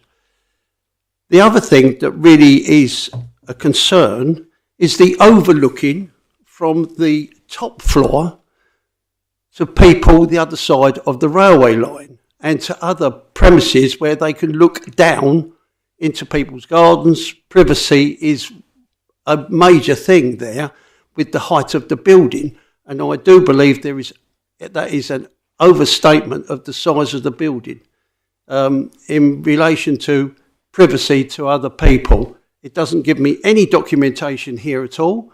It doesn't show anything. It just says it's adverse effects and all that sort of thing. Well, that doesn't mean anything to me. I want to see it in black and white or photos. Yes, the building is very, very tall, but to overlook other people, other gardens, it doesn't say they're going to do obstruse windows or glass or anything like that. So there is my concern. Those are my three concerns. Thank you. Thank you, Councillor Stanley. Do you want to come back on that? Thank you. Thank you, Chairman. So to come back on the affordable housing side of things. Sorry. Okay. So firstly, addressing the issue around affordable housing. So policy H5 of the core strategy does point out the requirement on developments of 15 or more that there should be 35% affordable housing, but there is, within the wording of the policy, it does provide the opportunity for the developer to set out his or her case that if it can't meet 100% compliance with policy, they can't meet that 35%, or that it makes a case that it can't even meet a reduced level, that the way that things work is that they submit that viability assessment in accordance with the RICS standards. And we have gone out to the DVS, the District Valuation Service, who have basically scrutinised to a high degree that the applicant's viability assessment.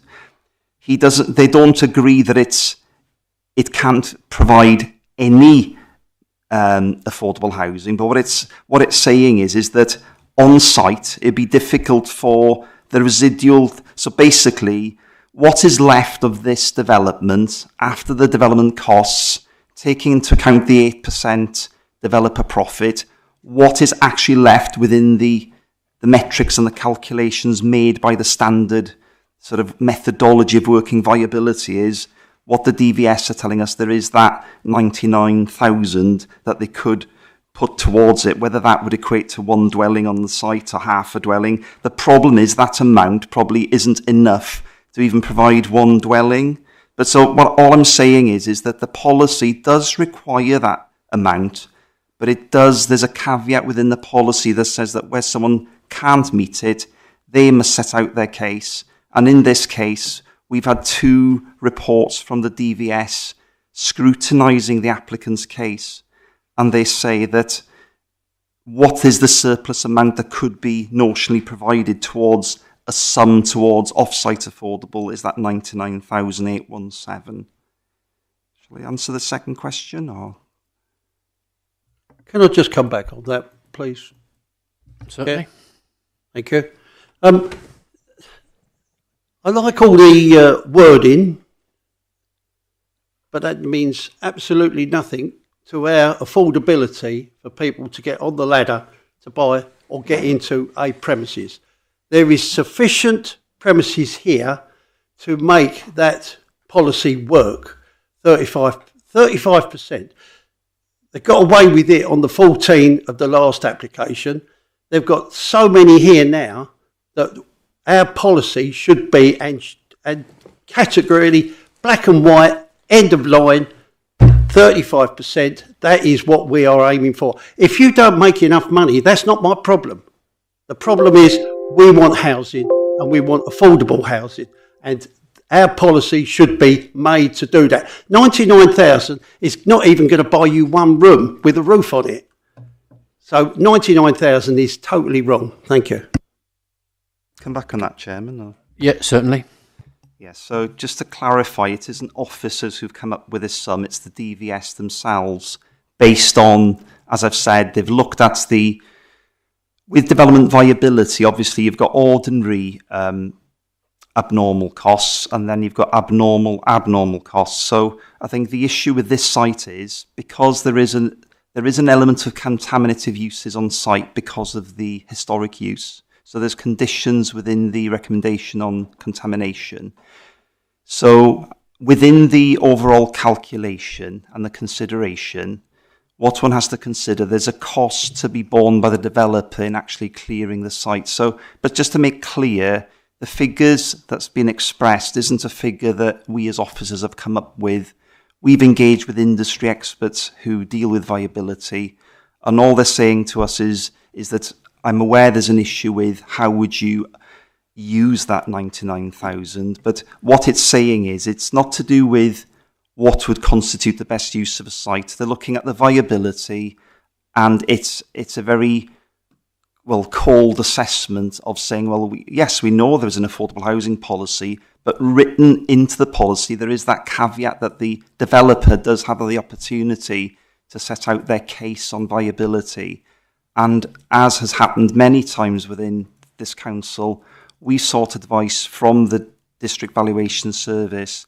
They've scrutinised it very carefully, and what they're saying is the surplus amount, once you've taken into account all the costs and the developer profit of 8%, what's left towards affordable housing, given the other contributions also that have been taken into the consideration.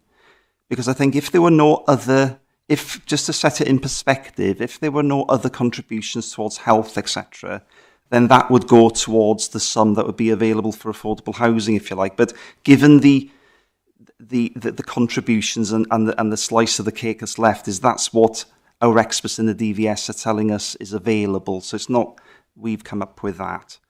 The other issue I would like to make clear is that if, for example, we as we have engaged with the DVS, and we as officers came to a different conclusion in the light of that advice, and the application was refused, it would place officers and the council in a bit of a predicament, because we've asked the expert for their advice and we have to sort of take that on board.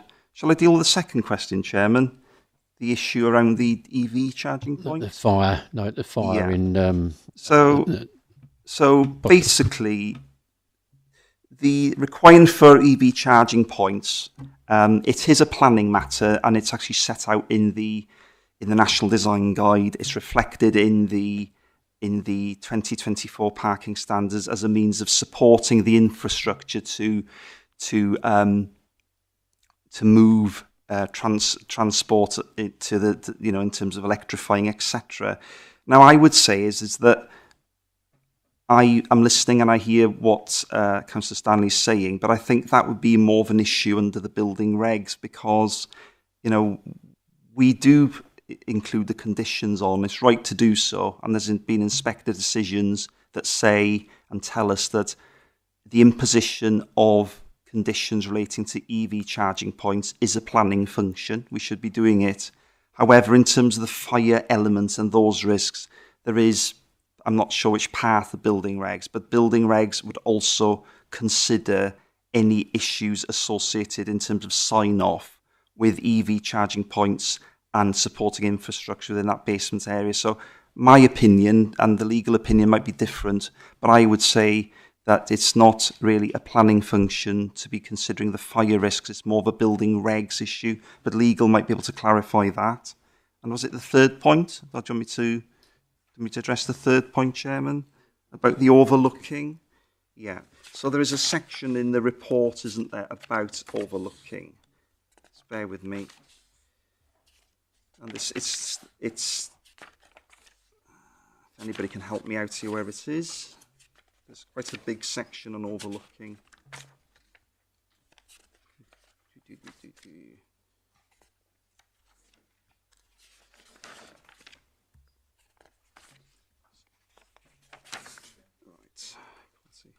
Somewhere within the report, I apologise, Chairman, I can't find it readily now, but there is a whole section within the report that looks at the juxtaposition of the building A relative to building B and C, and also, I don't know whether anybody can help me find it actually, but it's here.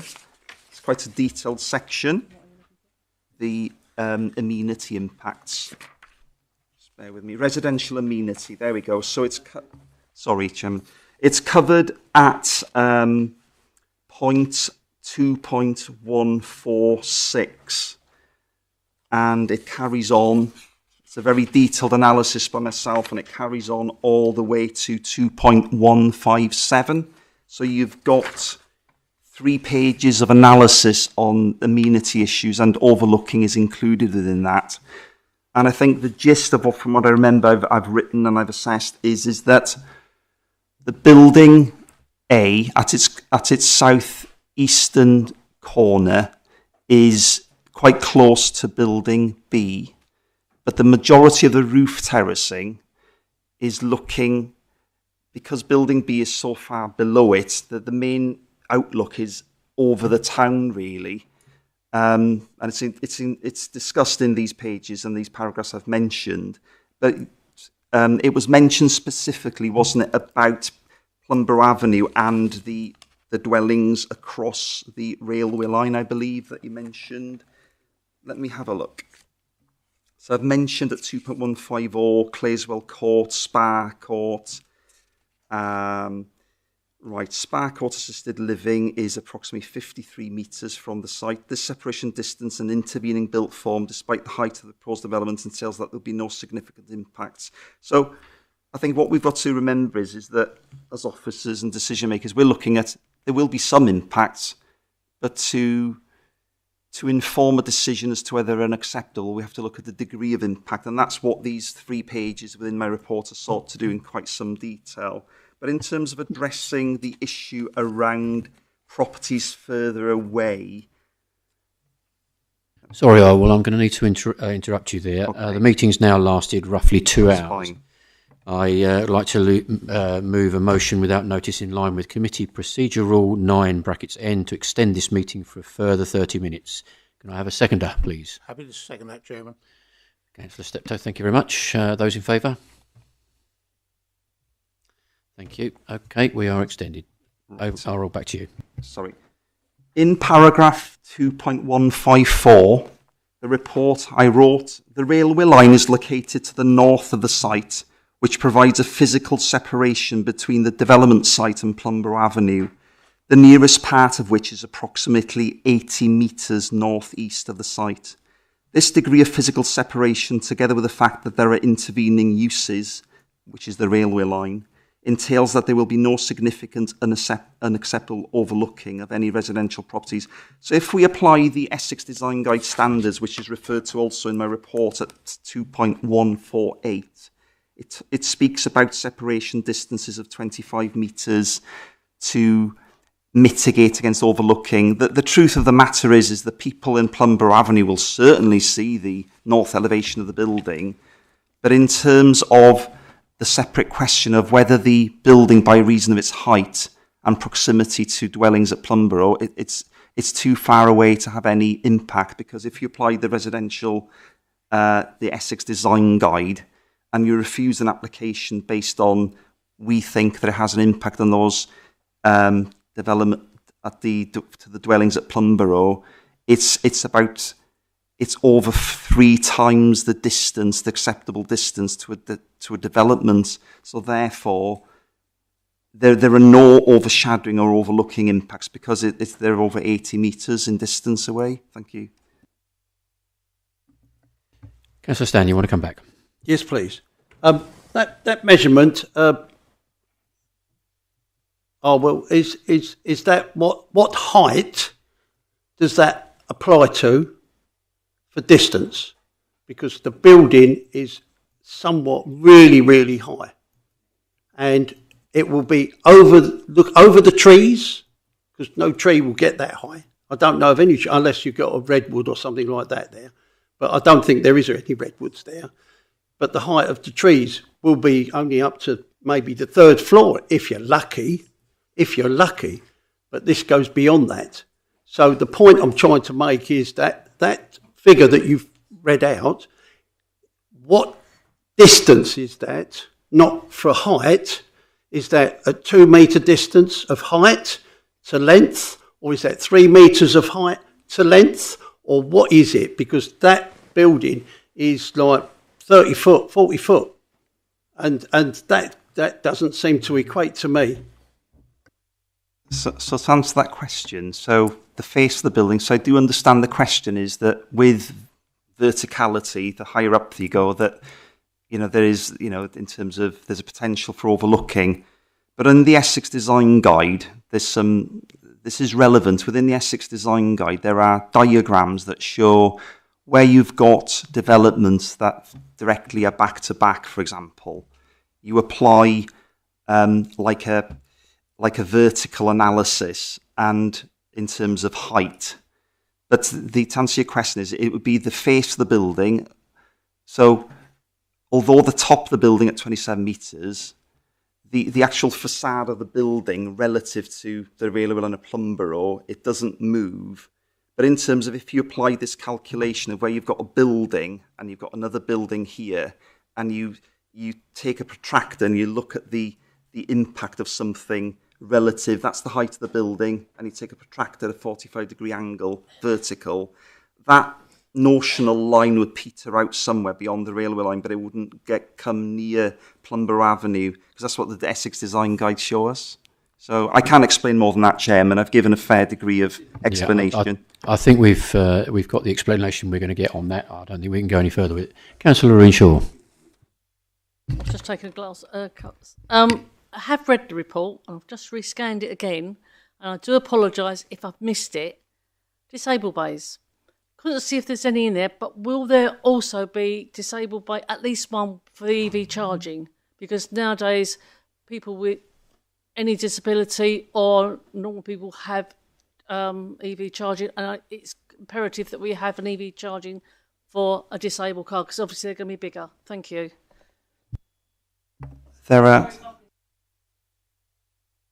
There are 3 disabled parking spaces at street level on the front, and they are served by EV charging points. So the requirement within the Essex parking standards is a percentage of EV charging points relative to the number of parking bays, plus another 20% or something towards infrastructure. So there's definitely, it's compliant with disabled parking and the relative EV charging points, and there's further disabled in the basement, I believe, in terms of, yeah.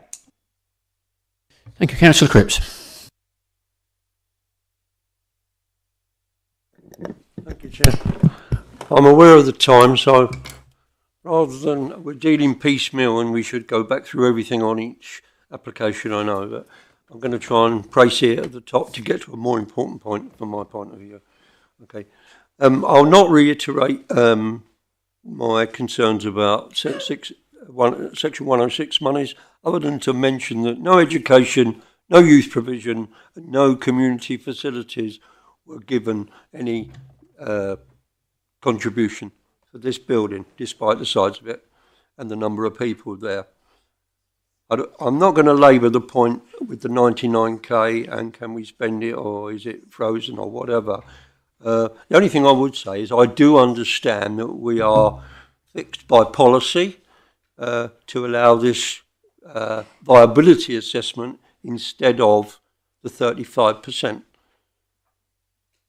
I accept that that's the policy, so I'm not going to argue with it, other than the fact that affordable housing, the very nature of affordable housing is trying to help with the need. A viability assessment takes no notice of need. It's just a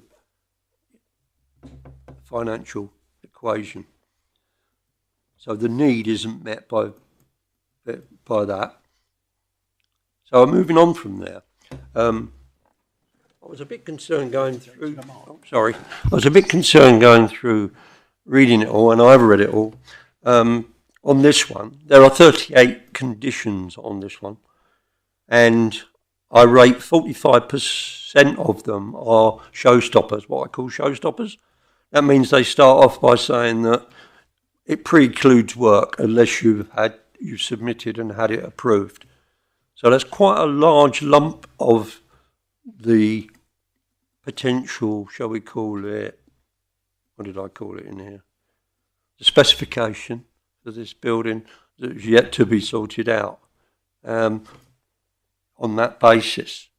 The most valuable one in there, which I would ask for some guidance from the officers on, is the one that requires a construction management plan. Now, I will point out that there's two different ones. On Building A, it's a lot more. It's called a Construction and Demolition Environmental Management Plan on Building A, and it runs to a whole page of listing elements that it wants to see in that plan. On this Building C, it's called a Management Plan, and it has less lines, 2, 3, 4 lines of requirements. It does include the working hours, whereas the other one on A doesn't even include the working hours that are allowed on site. So I'm just pointing these things out. And if you allow me just go on for a minute, you'll understand what I'm trying to get to. In reviewing those documents, can we make sure that sequence and timescale is defined? Can we alter that or modify or whatever, I don't know what the legal word is, can we make that review of the management plan and tell the applicant we need to know the sequence and we need to know the time scale? Because this site, I went for a walk around yesterday there, it is extremely crammed. The original Building B has got what was its car parking bit outside, and that's all it's got for construction, unless he's in the road or someone allows him to come over the wall, so to speak. The other one, which is A, that hasn't got a lot of room, and all the traffic's going to be going right past it if there's simultaneous work going on. And what I would really want to, the reason I'm pressing for this is that there's 3 lots of demolition on this site. The vehicle movements to shift that lot will amaze you. I'll give you a rough idea. A 7-ton lorry can contain about 4 ton of ground down small material. So that's just 4 ton goes away in a 7-ton lorry. And it also has to come. So there's 2 movements, one to get there, one to take it away. You've got 100 tons, you're talking about 50 vehicle movements per 100 tons. That's the sort of activity that's going to be going on there. And that's why I am pressing for this definition of sequence and timescale. Because unless this is managed as one, it won't work. If you've got, in my view, there's no way you get 3 of them being built at the same time. There's going to have to be a sequence. Okay? And that's my background, so that is my view.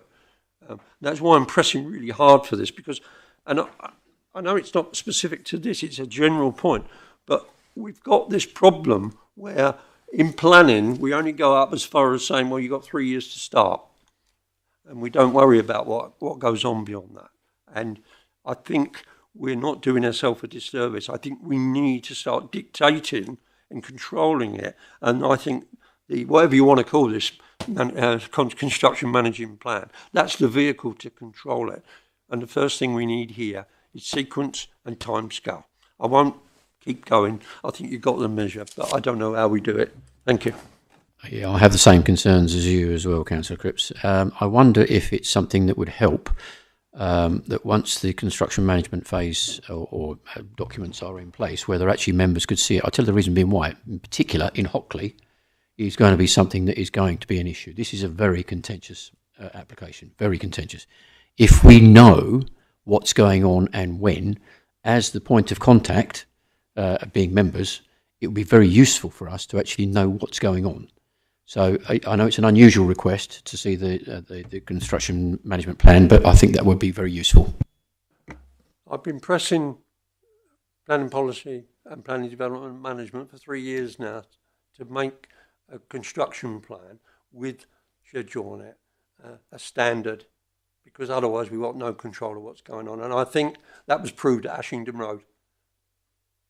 I think you're right, but I think that's something for another committee. I think we just need to note it and be hammering the point. So unless you've got anything to add to that, I think we can move on from that. Would you like me just to come back on a couple of points, if I may? So in terms of the youth and open space and education, so in particular with regards to education, what the education infrastructure told us, there were surplus spaces in primary and secondary schools, and that was on the basis that there was no mitigation required. So again, we took the expert view from our consultees. What is quite relevant, that the studies of open space in the Hockley district is stating, and the council's own studies, is that Hockley generally, given Hockley Woods and the accessible spaces within the green belt around Hockley, relative to other settlements in the district, it's quite oversubscribed with open space, and that was something. And in terms of youth facilities, that is why that in this case there wasn't any contributions towards that, because the consultees we consulted were saying this development will not trigger that need. In terms of conditions, can I just come on to conditions? What I will tell you, that with minerals and waste, you could have 80 conditions on minerals and waste applications. There are 38 conditions, and I think it's important to emphasise that the number of conditions doesn't actually tell us that that something is problematic. But obviously those conditions are there. There's the old circular, now the planning practice test for imposition of conditions. They're there to achieve a planning purpose, that they're enforceable. So obviously things like, for example, the drainage, you'll notice at condition 3, I don't believe that the materials are wholly suitable. So there is a notwithstanding the provisions of condition 3. So the reason for conditions is that something isn't acceptable, but it's to provide a layer of control and the triggers associated with those conditions. So, for example, prior to the first use of, prior to commencement on, say, contamination. So I know that to members it seems, my gosh, there must be a lot wrong with this application if that amount of conditions are required. But actually, they are pretty standard requirements on a large application like this, because you've got various facets, haven't you, that you need to cover, like the drainage. So on mine, for example, this scheme, the Lead Local Flood Authority has suggested, because of the surface water flow, that the finished floor levels of the dwelling shall be 0.30 metres above finished floor level, for example. So there's probably lots of conditions that we've put on because the experts tell us, and there's other conditions that we as officers have put on because our experience tells us that they need to be put on. Sorry. Yes. Yeah, I agree with you, and I wasn't commenting in terms of expecting it all to be wrong. What actually sparked my interest, first of all, was it was resources to deal with this. And I actually did a quick flick across all 3, and there are 90 documents, and 30 of them are what I call showstoppers, in that you can't start work until they're done. So that's what first grabbed my attention, the amount of work that's involved still to get us to a point where we know what we're getting and so on. That was my point. But my big point, which hopefully you're going to talk about now, is how do we make sure when we review the construction management plan that we get the information we need. Was just one outstanding matter from Councillor Cripps was the sequence and time. So the construction traffic management plan is, I think, what you're pointing out to, that there is the wording and the length of the condition in relation to building C and building B. Then they don't read the same, and your question, I suppose, is why don't they read the same? So all I know is that, you know, there are officers do use standard conditions. They also consider, as an exercise in itself, you know, the conditions that are to be applied, and spend quite a lot of time looking at conditions. It may well be that another officer has got a very good example of a standard condition, but I think in view of what you've said, perhaps, you know, members don't have to accept the condition that I've recommended. It might be a case, if members were minded, for us to review those conditions on each application, if members were of that view. But I think that the main point I do wish to make is around the safeguards and the sequence and timescales. I think the important thing in the two conditions, I've read the conditions, that the main thing is around the timing and sequence and the management plan. Because we've said to the developer in the condition that all these details, and perhaps we need to add to the detail of building C what's required, they need that to be approved, so that we have got control from this point forward. We can control how things emerge, because they need to submit these details in greater detail. If we think, okay, then the condition said this, however, within the spirit of the condition, if we feel that isn't, what I can say is that it is down to officers.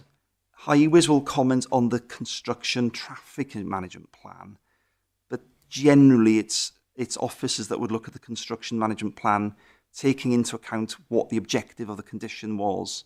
So it's not unusual for an officer to say, we've reviewed all the various components of that condition. We're happy with what you've set out in terms of mitigation and the plans for these elements, but we can't sign off those elements. So it's not a case of them just submitting. So there is a very formal ratification process through the discharge of that condition by which we would deal with this matter. Okay, thank you very much. Before I go to Councillor Lambourne... Sorry, can I just finish off?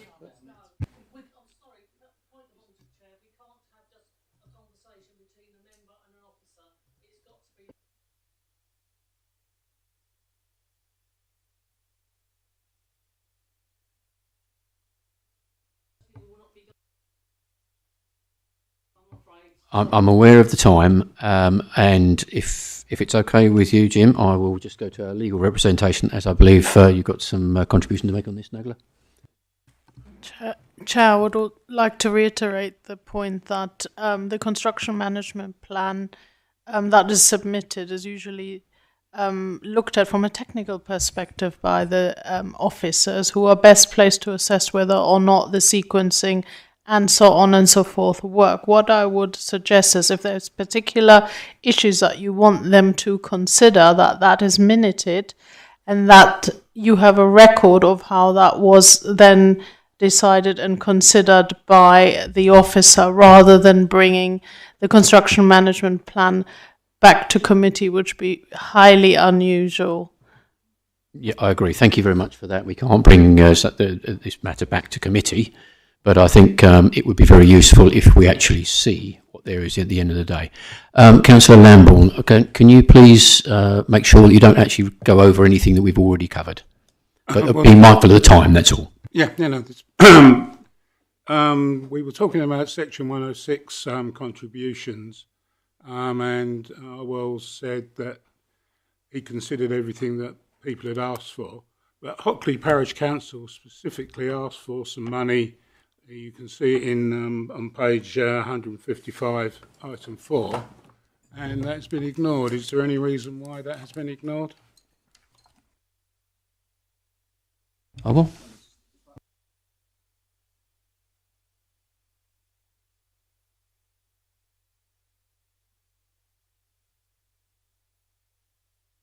My immediate response to that would be is that in terms of commuted sums, I think my understanding, but I stand to be corrected by legal, is that the need would need to be evidenced, and that is why we've taken into account the statutory consultancies if we're misplaced in not considering it, but that need would need to be evidenced, and I stand subject of legal advice as to how we should have dealt with that. Nagler? Chair, the position is that the furniture managed by and maintained by the parish council is not infrastructure as defined within the legislation. And for that reason, I suspect that officers didn't consider that it meets the regulation 122 SIL test, which is that it's necessary. What you have to remember is when you're requiring a planning obligation, you have to be satisfied that unless this money is paid, the development, i.e. the housing, would not be acceptable. And I think that's quite a difficult case to make, that unless a payment is made towards the furniture managed by the parish council, that the development should be refused. Thank you, Nagler. And it's worth noting that obviously, as you quoted there, this would be a payment that normally be considered under SIL. We do not have SIL in this district at the moment. I've just got one little thing that I just need to point out on limiting the construction. Now, sorry, I do apologise, Councillor Hoy. Thank you. I won't keep it on. I won't talk about affordable housing because I brought it in on my aggregating question. Anyway, parking. I spoke about parking before, but I'm going to really go into parking now. Apologies for this. It used to be a bit subjective whether something might be currently, it's called high connectivity, moderate connectivity, low connectivity, and you might think it's still subjective. I would like to know why the officers feel it's high connectivity, and then I want to come back once I've got the answer. I will. Well, in terms of sustainability, it is right next to a train station, well served by public transport, and I think that is my answer really in terms of connectivity. Perhaps the cycle lanes would there's no infrastructure in terms of cycle lanes, but in terms of getting out of Hockley by means other than the motor car is a relatively reasonable prospect. Thank you. Yes. As I said, it used to be subjective. However, when you read page 92 of the Essex Design Guide, you will find that there are maps provided by Essex on the Essex Parking Guidance about where they consider high, moderate or low. Hockley comes out at very low or low. It's a map, it's colour-coded. I have got someone else to work out the colours for me, and it comes out at low or very low. It doesn't come out at even moderate connectivity. So if the Essex Design Guide are providing maps of where the high connectivity is, the moderate connectivity is, or the low connectivity is, why are we ignoring them? It is a good point, but I think we've been over a number of things on this, and the answers are what we're going to get. If I ask for a response, it's going to be what's in the report. One thing I would like to suggest of the developer is that where we're talking about in this particular application, you've got the chance of a stacking underneath. Would they consider, I know this is outside of our remit here, but would they consider actually renting those spaces to the people in Block A, which I think would go a long way towards actually bringing a few brownie points to the developer. That was one point. That's outside of this, so forgive me. There's only one other thing, which is a little bit of a clarification. Condition 15 on the working hours. I think there's a typo there because we're looking at deliveries or collections shall take place between the hours of 6 p.m. and 7 a.m. Monday to Friday, and between the hours of 1 p.m. and 8 p.m. on Saturday. I think it would be a little bit clearer if we actually said what hours they can work, rather than the hours they can't work. So if we actually corrected that to they can work between 7 a.m. and 6 p.m. in a weekday, and between 8 a.m. and 1 p.m. on a Saturday, and no working on Sundays or bank holidays.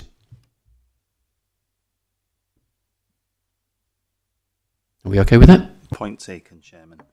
Thank you. Right. I'm going to take this to the vote now. There is absolutely no doubt that this is a very contentious application. It is going to change the complexity of Hockley drastically. But we have to, again, as I said earlier on, we have to make our judgment based on planning law and policy. I think we've had a very thorough debate on this, and as a result of such, I am... Pardon me, I'll just move on. Yeah, thank you. Move on to the recommendation.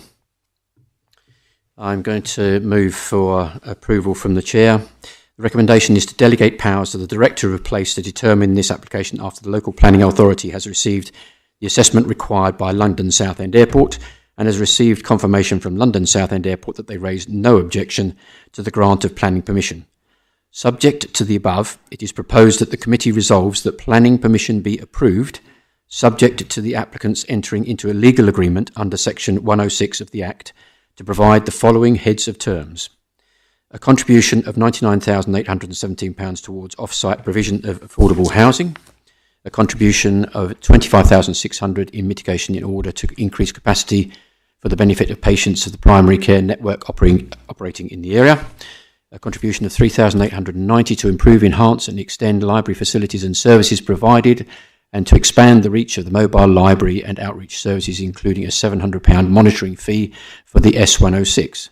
4, a contribution of £21,690.18, £10,845.9 per stop for bus infrastructure enhancements to upgrade 2 existing bus stops in Spa Road on both sides of the carriageway adjacent to Station Approach. This will include the provision of real-time information facility with associated infrastructure and commuted sum for maintenance.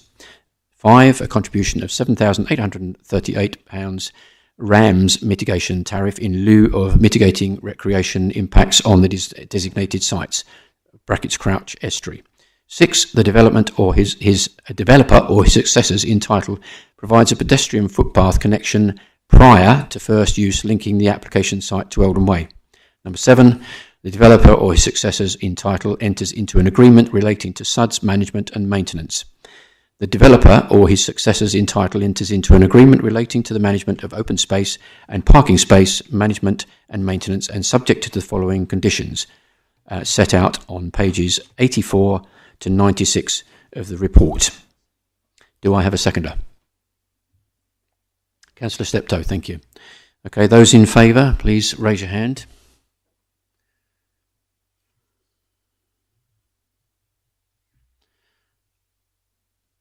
Those against? Thank you. Abstentions?